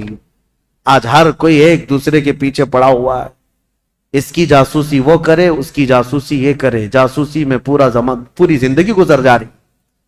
قیامت کے دن اللہ کی بارگاہ میں کیا کہو گے؟ اور قرآن کا 26ویں پارے کی یہ آیت بھی یاد رکھو، اللہ نے فرمایا اجتنبوا کثیرا من الظن، اللہ فرماتا ولا تجسسوا، لوگوں کی جاسوسی مت کرو۔ اور جو جاسوسی کرتا ہے مومن کے لیے، یا غیبت کرتا ہے اس کے لیے، اللہ قرآن میں فرماتا گویا کہ وہ اپنے مرے ہوئے بھائی کا گوشت کھاتا ہے، مرے ہوئے بھائی کا گوشت کھاتا ہے۔ میں ان سب سے کہوں گا ظالموں، مردہ کھانے والوں، توبہ کر لو، ابھی دن باقی ہیں، ابھی دن باقی ہیں۔ تم نے جن لوگوں کو ذلیل کرنے کے لیے، آج تخت پر بیٹھے ہوئے لوگوں کی رضامندی حاصل کرنے کے لیے مسلمانوں کی خبریں لے جا کر پہنچاتے ہو، دن بدلیں گے، وقت بدلے گا، پھر تمہاری حالت ایسی ہوگی، نہ تم اپنی قوم کے ہوگے نہ کسی اور قوم کے ہوگے، تمہیں منافقین میں شمار کیا جائے گا۔ توبہ کر لو۔ امام مسلم بن عقیل کی خبریں پہنچانے والا وہ ماقل غلام، اس کے ساتھ یہی ہوا 3000 درہم دے کر کے نذرانہ اور ساری رپورٹیں لا کر عبید اللہ بن زیاد کے پاس پہنچاتا تھا۔ عبید اللہ بن زیاد ساری باتیں سنتا رہا، اور ہانی بن عروہ کو ایک دن بلا لیا، کہا ہانی بن عروہ سے اس کے پرانے تعلقات تھے، لیکن ہانی بن عروہ جب سے وہ آیا تھا ملنے نہیں گئے تھے۔ بلایا اچانک گورنر ہاؤس پہ، کہا کیا بات ہے ہانی بن عروہ، ہم سے ملاقات نہیں کر رہے ہو؟ کہا میں بیمار تھا اس لیے نہیں آیا۔ کہا بیمار نہیں، تم تو فتنوں میں مبتلا ہو، امیر المومنین کے خلاف فتنہ کرنے کا گھر کو اڈا بنا رکھا ہے، مسلم بن عقیل کو تم سہارا دیے ہوئے ہو، روزانہ پلاننگ کرتے ہو اپنے گھر میں، اور خلافت کے خلاف لوگوں کو بغاوت پر ابھار رہے ہو۔ حضرت ہانی بن عروہ نے کہا ایسا تو نہیں کر رہا میں۔ تو اس نے وہ غلام کو سامنے پیش کیا، کہا اس کو پہچانتے ہو؟ کہا ہاں یہ تو محب اہل بیت ہے۔ وہ ماقل بن یسار جو غلام تھا، اس نے کہا میں کوئی محب اہل بیت نہیں، میں عبید اللہ بن زیاد کا سپاہی ہوں، میں ان کی طرف سے آیا کرتا تھا۔ ہانی بن عروہ دیکھ کر دنگ رہ گئے، مسلمان کو اگر کسی نے ڈنک مارا ہے تو دوسرا مسلمان ہی مارا ہے۔ اکثر یہی ہوا ہے تاریخ میں، جب تک اپنا کوئی گھر کا بھیدی نہیں ہوتا تب تک کوئی دشمن ہم پر غالب نہیں ہوتا۔ پوری تاریخ میں دیکھیں آپ، یہی ہوتا رہا ہے۔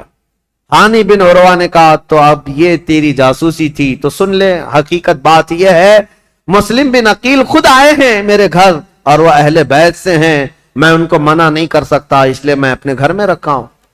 मुस्लिम बिन अकील की अभी ये बात चल रही थी, कूफा में ये बात गर्दिश करने लग गई कि वो कबीला बनी मुज़इज के थे, एक कबीला था बनी मुज़इज, उस कबीले के हानी बिन उरवा सरदार थे। मशहूर हो गई हानी बिन उरवा का कत्ल हो गया, उनको मारा गया। तब सारे उनके खानदान के लोग और सब के सब जमा हो गए। ये तादाद भी करीब 12,000 की थी। इमाम मुस्लिम बिन अकील उसमें बाहर निकल कर के आ गए, कूफा के जितने लोग हैं उनको लेकर गवर्नर हाउस का घेराव कर लिया, सबको बाहर जमा कर लिया। इमाम मुस्लिम बिन अकील ने कहा उस वक्त तक नहीं जाएंगे जब तक हानी बिन उरवा के कत्ल के बारे में हम इब्ने जियाद से बदला न लेंगे। कूफा वाले नारा लगाते हुए आ गए। ये वक्त भी ऐसा था, इमाम मुस्लिम बिन अकील चाहते तो पूरे गवर्नर हाउस को तबाह कर देते, लेकिन जब 12,000 लोग आए थे तो इब्ने जियाद ने क्या किया, हानी बिन उरवा को उसने कत्ल नहीं किया था, घर वहीं गवर्नर हाउस में कैद करके रखा था। बूढ़े साहब ही थे, उनको पकड़ करके छत पर लाया गया और ये जोर जबरदस्ती उनसे कहा गया अपने कबीले वालों से कह दो वापस चले जाएं, अपने कबीले वालों से कह दो मुस्लिम बिन अकील का साथ छोड़ दें, वरना हानी बिन उरवा तुम्हारा कत्ल हो जाएगा, टुकड़े हो जाएंगे। हानी बिन उरवा छत पर आए और ऐलान किया, है लोगों मैं जिंदा हूं, मुझे नहीं मारा गया है, लेकिन बात यह है फितना और फसाद हो रहा है, तुम लोग सब मुंतशिर हो जाओ।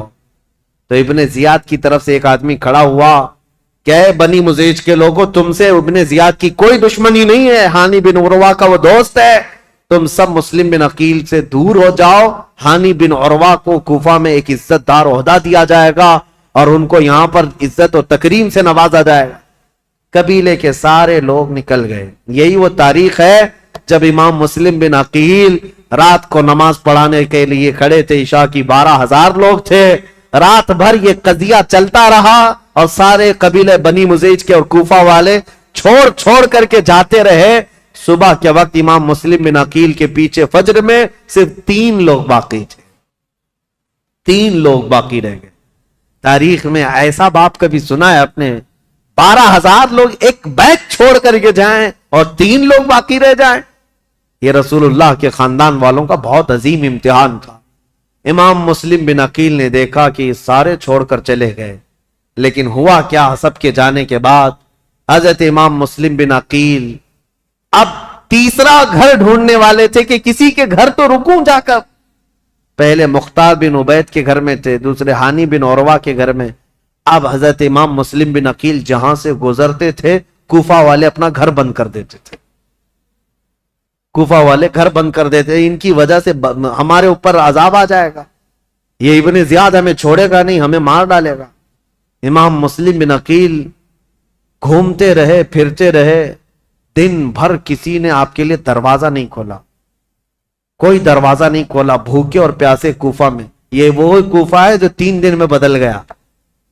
उबैदुल्लाह बिन जियाद के आते ही पूरे लोगों की तबीयत चेंज हो गई।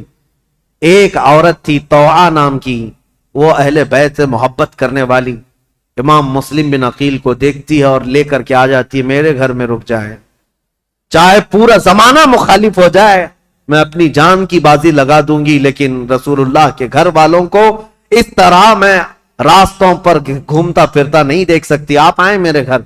इमाम मुस्लिम बिन अकील उस औरत के घर गए। तो यह औरत बड़ी जानिसार थी। अब इधर हुआ ये कि हानी बिन उरवा का कबीला तो चला गया। अब हानी बिन उरवा को जो उसने दावा किया था कि इनको इज्जत से नवाजा जाएगा, कुछ नहीं, उनको दूसरे दिन खड़ा किया गवर्नर हाउस में, कहा मुस्लिम बिन अकील को मेरे हवाले कर दो। हानी बिन उरवा ने कहा मैं अपना सारा घर और अपनी जान तेरे हवाले कर सकता हूं, मुस्लिम बिन अकील को तेरे हवाले नहीं करूंगा। अब उनकी दोस्ती भी खत्म हो गई। हानी बिन उरवा ने जब ऐसी सख्तियां की तो उबैदुल्लाह बिन जियाद ने फौजियों से कहा कि इस बूढ़े को बाहर ले जाओ, रस्सी से बांध करके रास्तों पर खींचो ताकि कूफा वाले देखते रहे। हानी बिन उरवा को उबैदुल्लाह बिन जियाद के जालिम फौजी रस्सियों से बांधकर कूफा की गलियों में खींचते रहे। सहाबी रसूल हैं, बूढ़े सहाबी थे, 80 साल की उम्र थी। جب گلیوں میں کھینچا جاتا تھا وہ کھڑے ہو کر پوچھتے تھے، چیختے تھے، کوئی ہے، کوئی مجھے لاٹھی تو دے دے، کوئی رسی تو دے دے، میں کسی سے حفاظت کر لوں۔ ان کا خود کا قبیلہ بھی قریب آنے کو تیار نہیں، یہاں تک کہ گھماتے پھراتے ان کو گورنر ہاؤس پر لایا گیا۔ جب انہوں نے سخت جملے کہے، اے عبید اللہ بن زیاد سن لے، میں گواہی دیتا ہوں تو کذاب ابن کذاب ہے، اور جس کی خلافت کا تو دعویٰ کرتا ہے یزید، وہ سب سے بڑا دجال ہے، کذاب ہے۔ اس بات پر عبید اللہ بن زیاد نے حکم دیا اور ہانی بن عروہ رضی اللہ تعالیٰ عنہ کو پٹک کر کے قتل کر دیا گیا، صحابی رسول کو شہید کر دیا گیا۔ میرے عزیزوں، یہاں سے کوفہ میں جو اہل بیت اطہار کے جانثاروں کی شہادت شروع ہوئی، اس میں پہلے ہانی بن عروہ تھے، اور اس کے بعد وہ مسلم بن اوسجہ اسدی جو محب اہل بیت تھے، ان کا قتل ہوا۔ پھر اب ڈھونڈنے کے لیے بھیجا کہ جہاں کئی مسلم بن عقیل ہیں ان کو ڈھونڈ کر کے لاؤ۔ یہ حالات ہوتے رہے، اور طوعا نام کی عورت کے گھر مسلم بن عقیل تھے۔ اتفاق ایسا کہ اس طوعا نامی عورت کا جو بیٹا تھا محمد بن اشعث، وہ ابن زیاد کے درباری تھا، فوجی تھا، اور اس کو خبر ملی تو ابن زیاد سے آ کر کے کہا، میری ماں نے پناہ دے رکھی ہے مسلم بن عقیل کو، لیکن میری ماں بہت ڈھیٹ ہے، مانے گی نہیں، وہ مجھ سے بھی لڑ جائے گی، مسلم بن عقیل کو حوالے نہیں کرے، تو کیا کیا جائے؟ ابن زیاد نے پوچھا تو اس نے کہا، بیٹے نے میرے ساتھ 10 فوجیوں کو بھیجو، کسی نہ کسی طرح گرفتار کر کے لاؤں گا۔ تو 10 فوجیوں کو یا 12 فوجیوں کو لے کر یہ محمد بن اشعث آیا، اور اپنی ماں سے آ کر کہا کہ ماں تو ایک مجرم کو پناہ دی ہے، ماں تو نے ایک غدار کو اور دھوکے باز کو اور خلافت کے باغی کو پناہ دیا ہے، تجھے پتہ نہیں انجام کیا ہے؟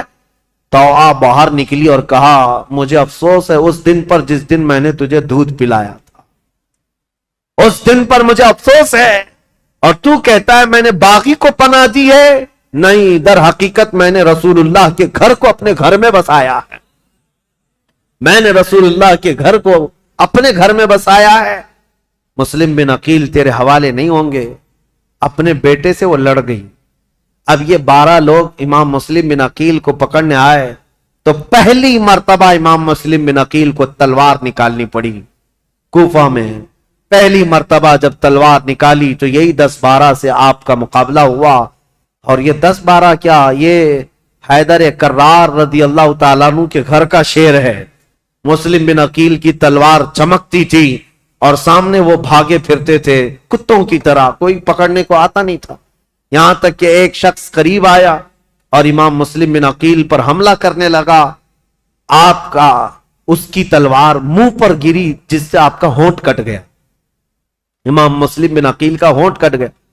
امام مسلم بن عقیل، سخت شدت کی دھوپ ہے اس دن، طوعا نامی خاتون سے کہتے ہیں، اے محب اہل بیت، جانثاران اہل بیت کی خاتون، مجھے تھوڑا پانی دے دے، میں پانی پیوں گا اور ان کا کام تمام کروں۔ خاتون پانی لائی، ایک کھٹورے میں پانی لائی۔ امام مسلم بن عقیل پانی کے لیے جیسی کھٹوری آگے کرتے ہیں، خون پورا اس پانی میں گرتا۔ آپ نے پانی پھینک دیا کہ خون کا قطرہ پانی میں مل جائے تو حرام ہے، پانی نہیں پیا جا سکتا، خون پینا حرام ہے۔ دوسری کھٹوری لائی گئی، آپ جب لبوں کے قریب لگاتے اس میں بھی خون ٹپکتا تھا، آپ نے وہ پانی بھی چھوڑ دیا، کہا صاف پانی پینا مسلمان کے لیے حلال ہے، خون جس پانی میں مل جائے وہ حرام ہے، میں حرام پانی اخیر وقت نہیں پی سکتا۔ تیسری مرتبہ لایا گیا، تیسری مرتبہ بھی وہ کھٹوری خون سے لال ہو گئی، آپ نے رکھ دیا اور کہا شاید اب میری زندگی میں دنیا کا پانی نہیں ہے۔ امام مسلم بن عقیل لڑنے کے لیے پھر باہر آئے تو ان ظالموں نے کیا کہا، محمد بن اشعث وغیرہ نے کہا، مسلم ہم تم سے لڑنا نہیں چاہتے، امان دیتے ہیں۔ ایک شخص اس میں سے کہا، میں امان دیتا ہوں، بس بات اتنی ہے کہ تم چلو عبید اللہ بن زیاد کے سامنے، تمہارے آمنے سامنے گفتگو ہو جائے، ہم اتنا ہی کہتے ہیں۔ جیسے آج بھی آتے ہیں نا پولیس والے، صرف بات کرنا ہے، بات کرنے کے لیے جانا ہے۔ امام مسلم بن عقیل سے کہا صرف بات کرنے کے لیے چلو، اور اس وقت عربوں میں امان دینے کا مطلب یہ ہوتا ہے کہ پھر جنگ نہیں ہوتی، اور اس کے لیے جس نے امان دیا وہ تلوار اٹھا لیتا، عرب میں یہ دستور تھا۔ تو امام مسلم بن عقیل نے اپنی تلوار چھوڑ دی، کہا چلو ٹھیک ہے، تم نے امان دے دی، میں چلتا ہوں ابن زیاد کے پاس، گفتگو کروں گا۔ جب جانے لگے اور اس وقت جیسی ہی ان کی بگی میں بٹھایا گیا، گھوڑے پر بٹھایا گیا، تو ظالموں نے پیچھے سے ان کے ہاتھ باندھنا شروع کر دیا۔ امام مسلم بن عقیل کے ہاتھ باندھے۔ آپ نے پوچھا جب تم نے امان دے دیا اور صرف بات ہی کرنا ہے تو پھر یہ ہاتھ باندھنا کیوں شروع کیا؟ یہ پہلی غداری ہے تمہاری۔ کہا نہیں ابن زیاد کے پاس چلو۔ جب وہاں پہنچے تو آپ کو اس انداز سے نہیں لے جایا گیا جیسے بلایا گیا تھا، کھینچ کر کے بے عزتی کے ساتھ لایا گیا، عبید اللہ بن زیاد کے سامنے لایا گیا۔ اب یہ جو مکالمہ ہوا ہے، جو گفتگو ہوئی ہے، ابن زیاد نے اب گفتگو شروع کی اور کہا اے مسلم بن عقیل، کیا تم یہ فتنہ پروری کر رہے ہو؟ یہاں کے لوگ امن و امان میں تھے، یہاں کے لوگ حسب عادت بہت اچھے مزاج کے تھے، اور تم نے آ کر فتنہ ڈال دیا اور حقیقی خلیفہ کے خلاف بغاوت کیا۔ امام مسلم بن عقیل نے کہا نہ ہم فتنہ کرنے کے لیے آئے اور نہ یہاں کے لوگ امن و امان میں تھے، ہم کو یہ خبر دی گئی کہ یہاں تیرے باپ کی حکومت ظلم کے ساتھ قائم کی گئی ہے اور ان کے ساتھ کوفہ والوں کے ساتھ ظلم ہوتا تھا، ہم ان کو زمانے رسول کی خلافت یا زمانے رسول کی حالت پر لانے کے لیے اپنا شہر چھوڑ کر آئے ہیں۔ تو ابن زیاد نے کہا اے مسلم بن عقیل، تم کو اتنی فکر ہو گئی، تم تو مدینے میں شراب پینے والے لوگ۔ مسلم بن عقیل نے مسکرا کر کہا پورا زمانہ گواہ ہے، رسول اللہ کا گھرانہ شراب تو دور کی بات، میری کھٹوری میں خون کا قطرہ گرا تھا، میں نے وہ پھینک دیا ہے۔ شراب کی بات کرتا ہے، شراب تو تجھ جیسا آدمی پیتا اور تیرا امیر پیتا ہے یزید، جو مسلمانوں کی خون پر اپنی کرسی بچھایا ہوا ہے۔ یہ باتیں سخت ہو گئی امام مسلم بن عقیل کی اور ابن زیاد کی۔ ابن زیاد نے کہا کہ مسلم، ابھی تمہارے پاس وقت ہے کہ تم یزید کی امارت اور اس کی خلافت کو تسلیم کر لو تو ہمارے درمیان بات بن جائے گی۔ ابن زیاد نے جیسے ہی کہا، مسلم بن عقیل نے کہا تو ہم سے اس بات کا وعدہ لینا چاہ رہا ہے جو قیامت تک ہونے والا نہیں ہے، جو قیامت تک ہونے والا نہیں ہے، اور ہماری زندگیاں کیا، ہماری نسلیں ختم ہو جائیں گی، لیکن جس بات پر تو عہد لینا چاہتا ہے وہ ممکن نہیں ہے۔ ابن زیاد نے تلوار نکالی اور کہا اگر وہ ممکن نہیں ہے تو پھر میری تلوار سے تمہارا مقابلہ ممکن ہے۔ مسلم بن عقیل نے کہا میں نہیں کہتا تھا کہ تجھ جیسا خون پینے والا ہی شرابی ہے اور تیرے لیے ہی یہ سزاوار ہے کہ تو ہی مسلمان کے خون سے اپنے آپ کو آلودہ کر سکتا ہے۔ یہ گفتگو ہوتی رہی کوفہ کے گورنر ہاؤس میں۔ عبید اللہ بن زیاد نے امام مسلم بن عقیل کو پیچھے ہاتھ باندھ کر اوپر چھت پر لے جانے کا حکم دیا، جلاد کو بلایا اور جلاد کو بلانے کے بعد امام مسلم بن عقیل کی ہڈیاں توڑی گئیں، آپ کی ہڈیاں توڑی گئیں، اور اس کے بعد امام مسلم بن عقیل کو قتل کر کے گورنر ہاؤس کے اوپر سے پھینکا گیا، آپ کا سر مبارک الگ اور جسم مبارک الگ پھینکا گیا تھا۔ انا للہ و انا الیہ راجعون۔ یہ خاندان نبوت کے پہلے شہید ہیں، پہلے شہید کوفہ میں جنہوں نے دم توڑ دیا۔ لیکن جانتے ہو گورنر ہاؤس میں مسلم بن عقیل کی یہ حالت تھی کہ جب آپ کے ہاتھ باندھ کر کے آپ کو اوپر لے جایا جا رہا تھا تو کئی لوگ وہاں موجود تھے، ان کی طرف دیکھ دیکھ کر کے امام مسلم بن عقیل کہہ رہے تھے اے لوگوں، دنیا کا یہ دستور ہے، قیصر اور کسریٰ جیسے ظالم بادشاہ بھی جب کسی کو پھانسی دیتے تو پھانسی دینے سے پہلے اس سے پوچھ لیتے تیری کوئی خواہش ہے تو بتا دے۔ یہ کیسی حکومت تمہاری آ گئی؟ کیا مجھ سے کوئی پوچھنے والا نہیں ہے؟ تو لوگ کہتے اگر کوئی چیز چاہتے ہو تو بتاؤ۔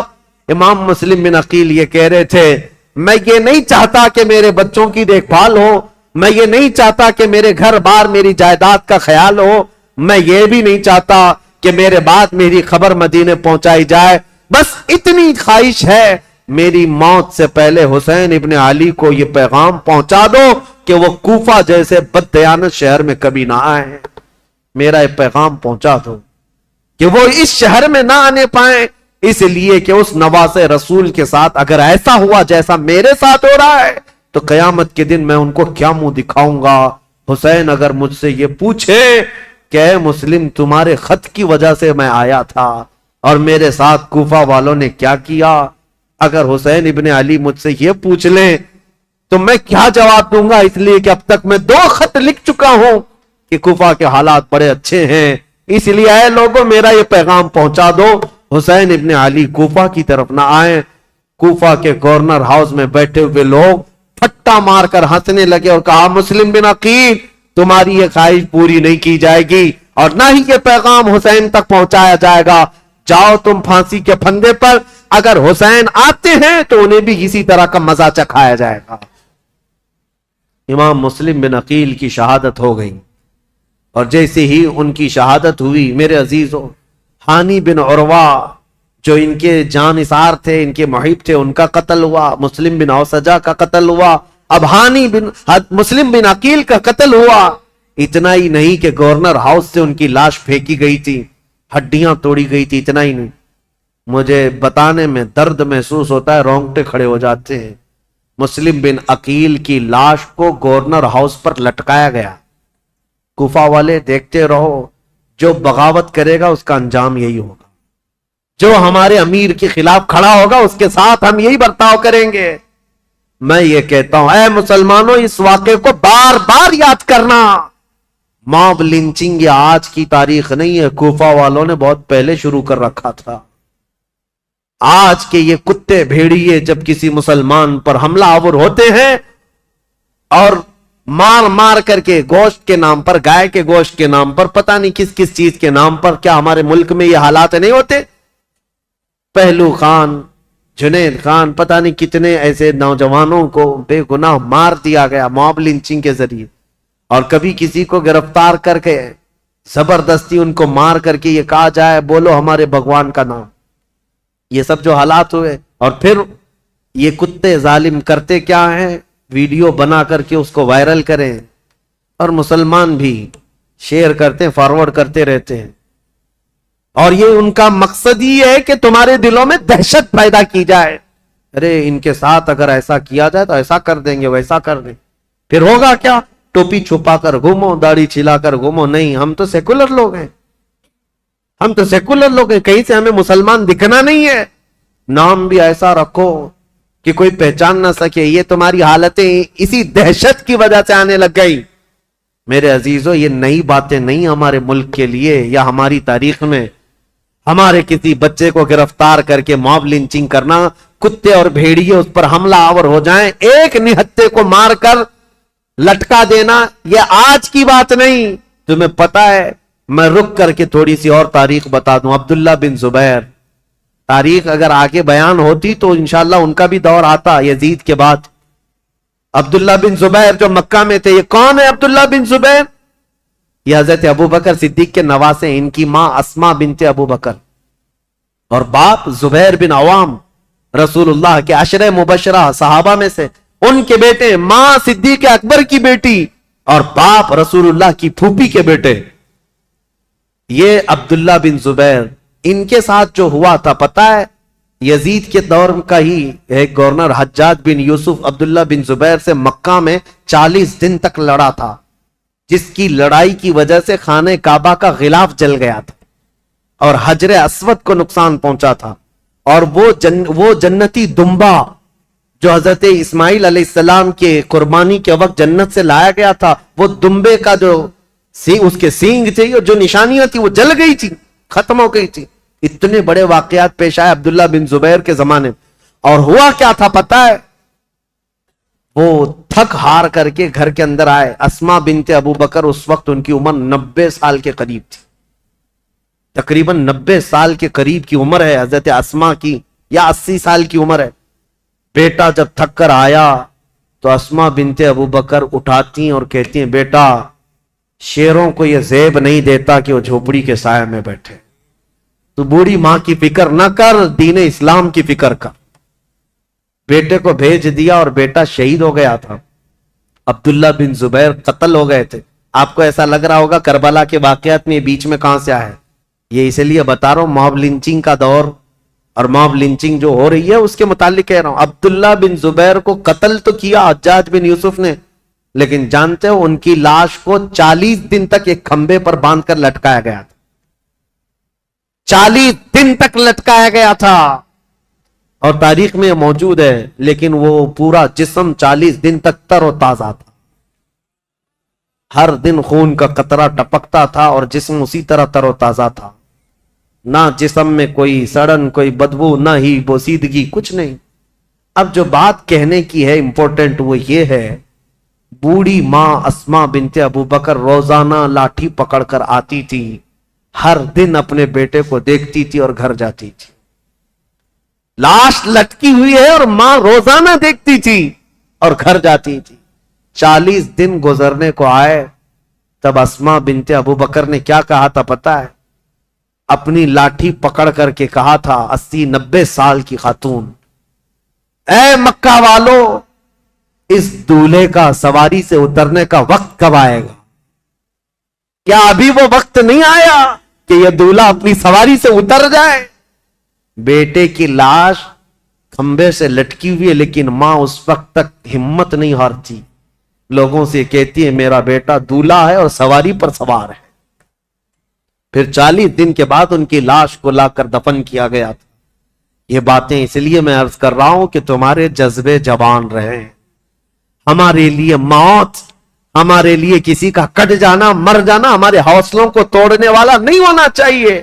اسی لیے اکثر میں تقریروں میں کہتا ہوں، ان ظالم بھیڑیوں سے اور کتوں سے یہ بتاؤ، اگر میری گردن کل کو کاٹ دی جاتی ہے، مجھے پھانسی پر چڑھایا جاتا ہے، یہ ہرگز مت سمجھنا کہ تم نے اسلام کو ختم کر دیا یا اسلام کا نقصان پہنچا دیا یا مسلمانوں کو ختم کر دیا، ہرگز نہیں۔ ہمارا تو یہ ماننا ہے اسلام زندہ ہوتا ہے ہر کربلا کے بعد۔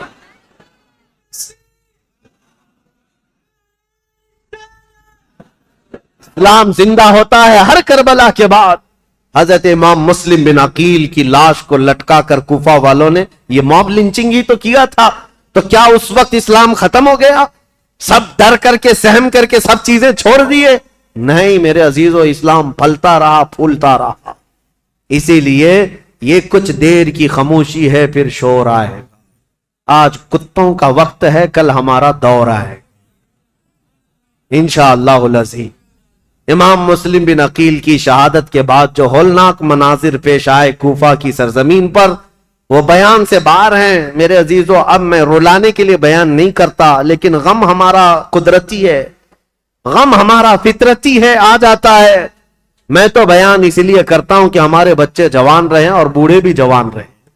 کربلا کی داستان سن کر ڈر کر کے، سہم کر کے، حالات سے سمجھوتا کرنے والی باتیں نہ کریں، بلکہ ہمیشہ ایک بات یاد رکھیں، تلوے چاٹنے والوں کی تاریخ نہیں لکھی جاتی، باطل سے ٹکرانے والوں کی تاریخ لکھی جاتی ہے۔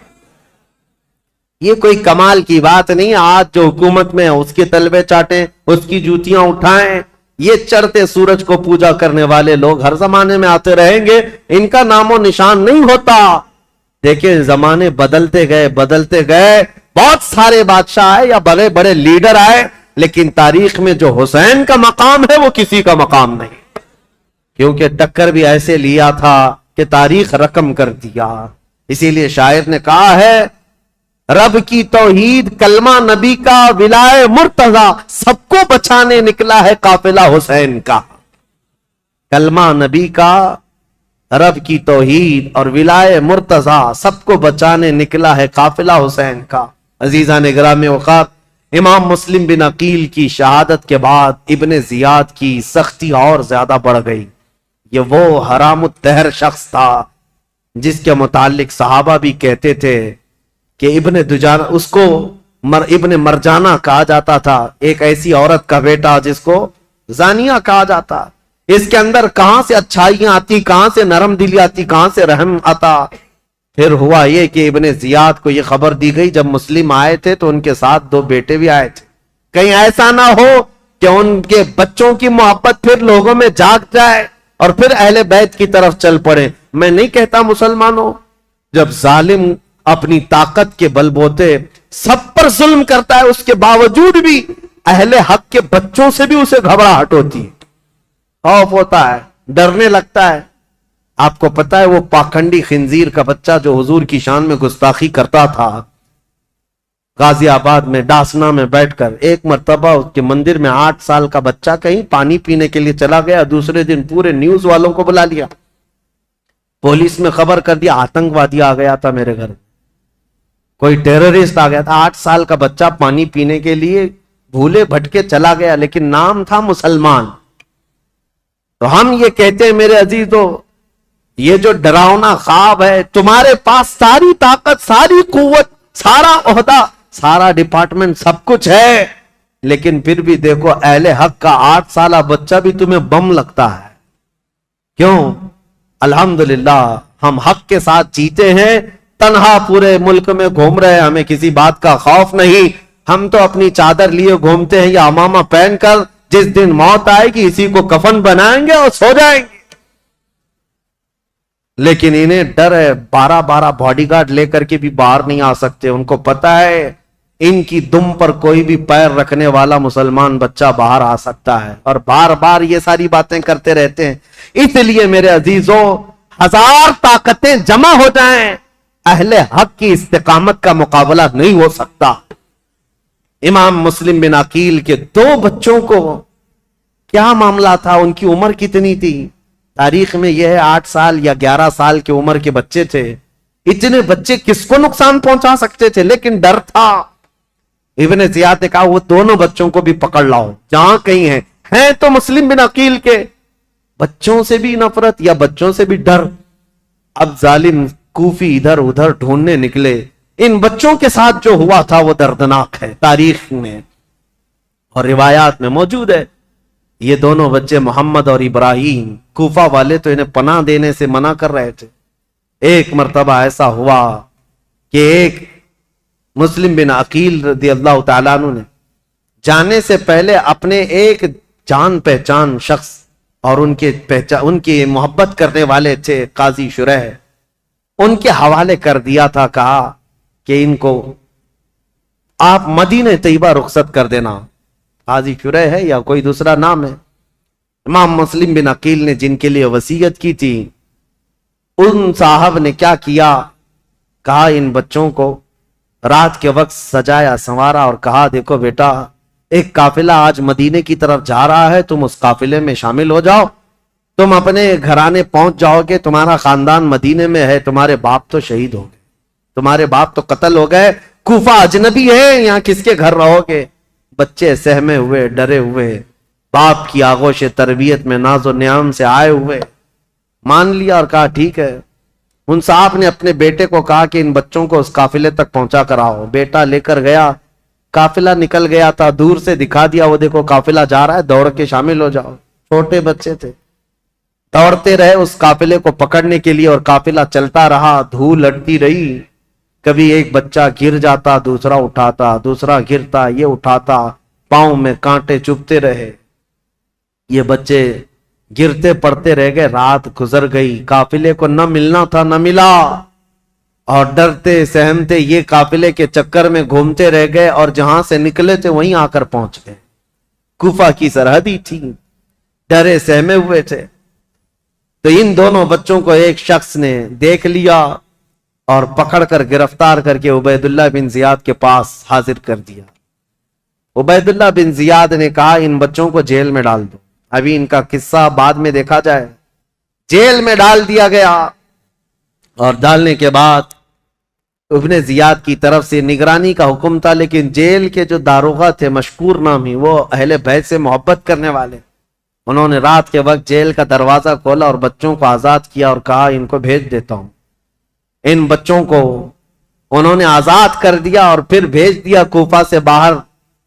یہ بچے کوفہ سے باہر نکلے اور دریائے فرات کے کنارے ایک درخت کے نیچے تھکے ہارے سو رہے تھے۔ ایک خاتون پانی بھرنے کے لیے آئی، انہوں نے دیکھا گلاب جیسی رنگت کے حسین شہزادے کس کے ہیں؟ عورت قریب آئی، پوچھا کون ہو تم؟ کہا ہم مسلم بن عقیل کے بچے ہیں۔ وہ خاتون تڑپ گئی، کہا اے بچوں، تو میری جو مالکن ہے میرے گھر، جس کی میں کنیزہ ہوں، وہ خاتون سیدہ فاطمہ الزہرا کی کنیز ہے، وہ رسول اللہ کے گھر کام کرنے والی خاتون میری مالکن ہے۔ آج اگر وہ تم کو دیکھے گی تو خوشیوں سے پھولے نہ سمائے، خوش ہو جائے گی، چلو میرے گھر۔ ان دونوں شہزادوں کو وہ اٹھائی اور اپنے گھر لے آئی، اپنی مالکن سے کہا اے خاتون آج ہمارے گھر بشارت آ گئی، مسلم بن عقیل کے شہزادے فاطمہ کے گھر کے لاڈلے آئے ہوئے ہیں۔ وہ خاتون دیکھتی ہے، وہ تو خوشیوں میں وجد کرنے لگتی ہے، میرا گھر آج بہاروں سے بھر گیا، میں رسول اللہ کے خاندان کو اپنے گھر کب لا سکتی تھی، آج میری قسمت جاگ گئی۔ بچوں کو نہلایا دھلایا اور انہیں گرم کھلایا اور کہا بچوں تمہیں کسی بات کی فکر نہیں، تم میرے گھر آرام کرو، جب مناسب ہوگا میں تمہیں خود لے جا کر مدینے چھوڑ آؤں گی۔ اس خاتون کی بے پناہ محبت تھی ان شہزادوں سے، لیکن تاریخ میں ایک عجیب اتفاق رہا ہے، شیطان کے گھر کبھی ولی اور کبھی ولی کے گھر شیطان، یہ رشتے دیکھنے کو ملے ہیں۔ اس محب اہل بیت خاتون کے گھر اس کا جو شوہر تھا حارث نام کا، یہ بدبخت لالچی آدمی تھا، یہ دن بھر عبید اللہ بن زیاد کا دیا ہوا انعام کا لالچ لے کر گھوم رہا تھا۔ لوگ جگہ جگہ گلیوں میں یہ بات مشہور ہو چکی تھی کہ عبید اللہ بن زیاد نے جن دو بچوں کو گرفتار کر کے جیل میں رکھا تھا اور داروغہ نے ان جیل کے دروازوں کو کھول کر بچوں کو آزاد کر دیا، بچے بھاگ گئے، لیکن ہوا کیا، ابن زیاد نے داروغہ کو بلایا، مشکور کو پوچھا کیا کیا، کہا میں نے بچوں کو چھوڑ دیا۔ کہا کیوں چھوڑ دیا؟ کہا اس لیے چھوڑ دیا کہ کل قیامت کے دن اگر میرا نام دوزخیوں کے درمیان آ جائے تو رسول اللہ کی بارگاہ میں یہ عرض کروں گا اے اللہ کے نبی میں تمہارے شہزادوں کو جیل سے چھوڑا تھا، آج مجھے جہنم سے آزادی مل جائے، میں تو اس تمنا کو لے کر آزاد کیا۔ تو ابن زیاد نے کہا اگر تیری وہی تمنا ہے تو تو وہاں پہنچ جا، جلدی سے پہنچ جا۔ یہ کہتے ہوئے داروغہ کا اس نے قتل کر دیا تھا، مشکور کو بھی قتل کر دیا، اور پھر اب کے بعد جوش و غضب میں آ کر کے اعلان کیا جو ان دو شہزادوں کو ڈھونڈ کر لائے گا اسے 100 اونٹ انعام میں دیے جائیں گے، اتنا ہی مال دیا جائے گا۔ اب لالچی کوفی ہر جگہ ادھر ادھر گھوم رہے تھے ان بچوں کی تلاش میں، جگہ جگہ مارے مارے گھوم رہے تھے، اور یہ حارث نامی شخص دن بھر تلاش کر کے رات کو اپنے گھر پہنچا ہے، اپنی بیوی کے پاس آیا اور سو رہا ہے رات کے وقت، لیکن اسے یہ خبر نہیں کہ جن بچوں کو ڈھونڈ رہا تھا وہ بچے اسی کے گھر میں آرام کر رہے ہیں۔ خاتون تو جانثاران اہل بیت میں سے تھی، محبان اہل بیت میں سے تھی، اس خاتون نے تو حق ادا کیا تھا محبت اہل بیت کا، بچوں کو کھلایا پلایا اور سلایا، بچے نرم و نازک بستر پر سوئے تھے۔ رات کو ان دونوں شہزادوں نے خواب دیکھا، حضرت محمد جو بڑے صاحبزادے تھے، ابراہیم جو چھوٹے صاحبزادے تھے، خواب میں دیکھا اپنے باپ کو، خواب میں یہ دیکھا ان دونوں شہزادوں نے رسول کریم صلی اللہ تعالی علیہ وسلم مسند نشین ہیں، صحابہ ارد گرد بیٹھے ہوئے ہیں، اور مسلم بن عقیل خونی جبے میں تر بتر رسول اللہ کے پاس آ رہے ہیں، ان کے جسم پر خون ٹپک رہا ہے۔ میرے آقا صلی اللہ تعالی علیہ وسلم نے دیکھا اور مسلم بن عقیل سے پوچھا مرحبا، آ جاؤ مسلم، تمہارے لیے میں پانی لیے کھڑا ہوں، لیکن اے مسلم اکیلے آگے بچوں کو کہاں چھوڑ آئے ہو، بچے کہاں ہیں؟ مسلم بن عقیل نے کہا یا رسول اللہ میرے پیچھے پیچھے آنے والے ہیں، میں انہیں پیچھے چھوڑ آیا ہوں، اتنا سننا تھا یہ بچے خواب دیکھ رہے تھے، بچک کر اٹھ گئے اور ایک دوسرے سے چمٹ کر رونے لگے، دونوں نے سیم خواب دیکھا تھا، ایک دوسرے کو خواب بتایا، دونوں نے کہا میں نے بھی بابا جان کو دیکھا، دوسرے نے کہا میں نے بھی بابا جان کو دیکھا، رسول اللہ کی محفل میں ابا جان کو خونی جبے میں تر بتر ہم نے دیکھا ہے۔ اللہ اکبر، یہ بچے سے ہم کر رو رہے تھے، ان کی آوازیں بلند ہو گئی، گھر میں بچوں کی آواز، وہ بے اولاد شخص تھا حارث، رات کو جاگ گیا، اپنی بیوی سے پوچھا ہمارے گھر تو کوئی اولاد نہیں، یہ بچوں کے رونے کی آواز کہاں سے آ رہی ہے؟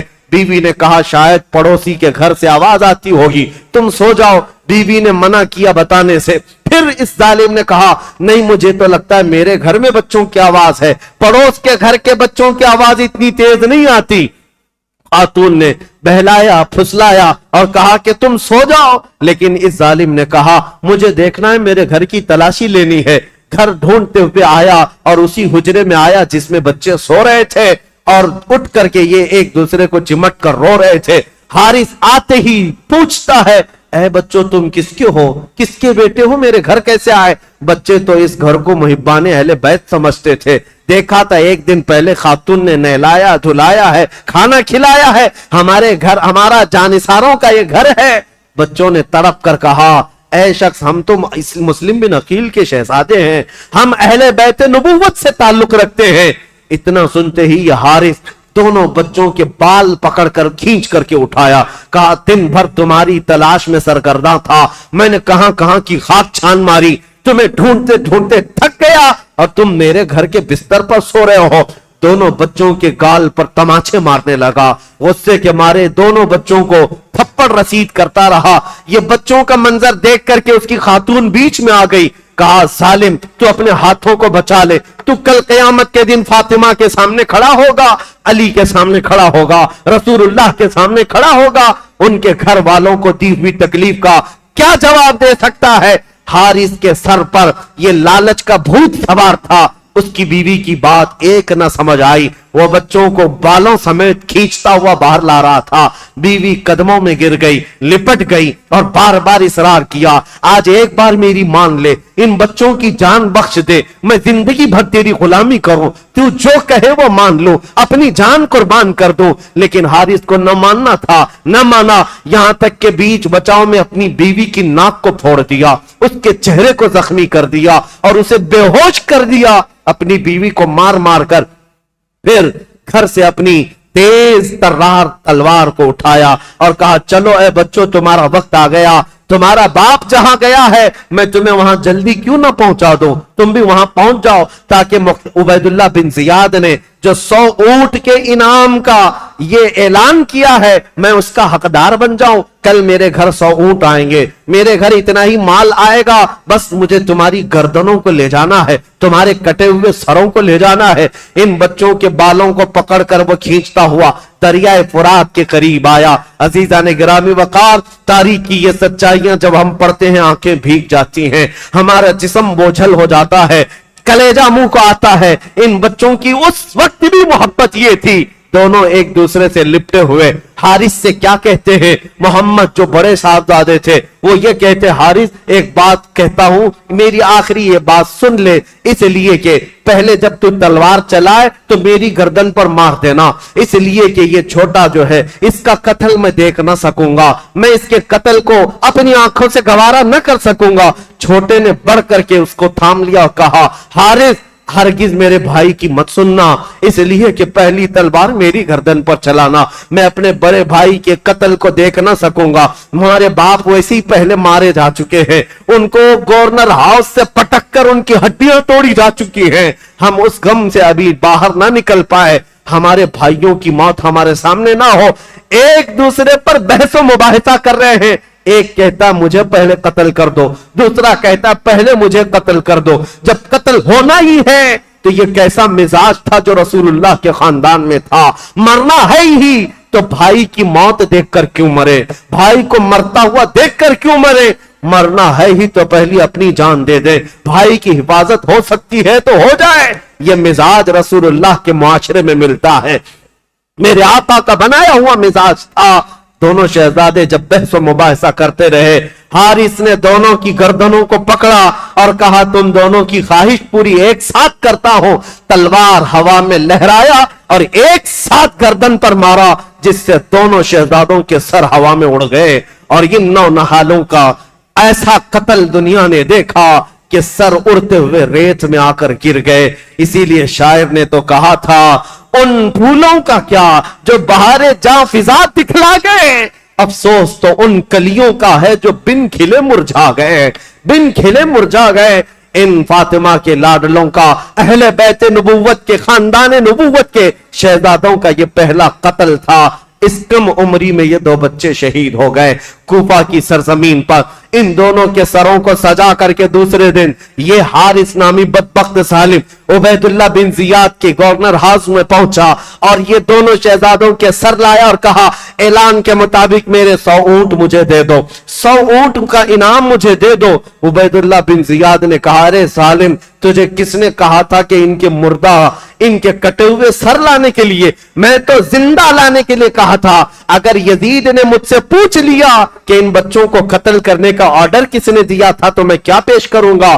یہ کہتے ہوئے عبیداللہ بن زیاد نے اسی وقت حارث کی گردن اڑا دیا جو صبح کے وقت بچوں کا قاتل تھا۔ رب العالمین نے شام سے پہلے اس ظالم کو کیفر کردار تک پہنچایا۔ اسی لیے قرآن کہتا ہے سَيَعْلَمُ الَّذِينَ ظَلَمُوا أَيَّ مُنْقَلَبٍ يَنْقَلِبُونَ، ان قریب ظالم یہ جان لیں گے کس کھائی میں اللہ انہیں گرائے گا۔ ظلم کی ایک تاریخ ہوتی ہے، ظلم کی حکومت زیادہ دیر تک نہیں چل سکتی، اللہ کریم کی پکڑ آ ہی جاتی ہے۔ عزیزان گرامی وقار، تاریخ کے ان اوراق کو آج میں یہاں روکتا ہوں اس لیے کہ یہ کوفہ کی زمین جو خون اہل بیت سے لال ہوئی، اس کے بعد اہل بیت یہاں آئے نہیں، خط تو جا چکے تھے امام حسین کے پاس، اب امام حسین کا قافلہ مکہ سے نکلنا تھا اور پھر وہ کربلا پہنچنا تھا، جو خونی منظر وہاں ہونا تھا، وہ سارے واقعات انشاءاللہ کل یوم عاشورہ ہے، اور عاشورہ کے دن انشاءاللہ العزیز یہ کربلا کی داستان ہم سنائیں گے تاکہ آپ کے اندر یہ رقت بھی طاری ہو۔ یہ نہیں کہ ہم کھچڑے کھائیں، یہ نہیں کہ ہم صرف شربتیں پیئیں، یہ نہیں کہ ہم اچھے اچھے کھانے کھائیں، کل کا دن ہمیں یہ یاد کرنے کے لیے بھی ہے کہ آج سے 14 صدیوں پہلے یہی وہ دن تھا جب آسمان کا سورج تمازت اور اپنی چلچلاہٹ پیش کر رہا تھا۔ میرے رسول کا شہزادہ 3 دن سے بھوکا اور پیاسا میدان میں اپنے بچوں کو لے کر ایک بہت بڑا امتحان دے رہا تھا۔ آج اگر میں گھر میں سحر کے وقت سو رہا ہوں تو شرم سے ڈوب کر مرنا چاہیے، فجر کے وقت سو رہا ہوں شرم سے ڈوب کر مرنا چاہیے۔ یہی وہ عاشورہ کی تاریخ تھی جب گردنوں پر تلواریں تھی، اس وقت بھی حسین رب کا سجدہ فراموش نہیں کر رہا تھا، حسین سجدے میں رہا۔ اور میرے عزیزو، رسول اللہ کے اس خاندان کا تصور لے کر کے کل کا دن ہمیں جینا ہے اور خراج تحسین پیش کرنا ہے، عقیدت کے نذرانے پیش کرنے ہیں، اور پھر یہ پکار کر کے جانا ہے، ان ظالم کتوں کو بتا کر کے جانا ہے۔ ہم ہر سال کربلا بیان کر کے پھر ایک نیا حوصلہ لے کر اٹھتے ہیں اور دنیا کو یہ بتاتے ہیں قتل حسین اصل میں مرگ یزید ہے، اسلام زندہ ہوتا ہے ہر کربلا کے بعد، تو نہ ہوتا تو نہ رہ جاتی صداقت اے حسین، پھر اس زمانے کو تیری ضرورت ہے اے حسین۔ سلام ان شہیدان کربلا کو اور سلام اہل بیت اطہار کے ان نونہالوں کو، مولا کریم اخیر زندگی تک اہل بیت کے قدموں میں زندگی عطا فرمائے اور جان نثاران اہل بیت میں ہمارا شمار فرمائے۔ قیامت کے دن اللہ ہم سب کا حشر اہل بیت کے سائے تلے عطا فرمائے۔ وآخر دعوانا ان الحمدللہ رب العالمین۔ السلام علیکم۔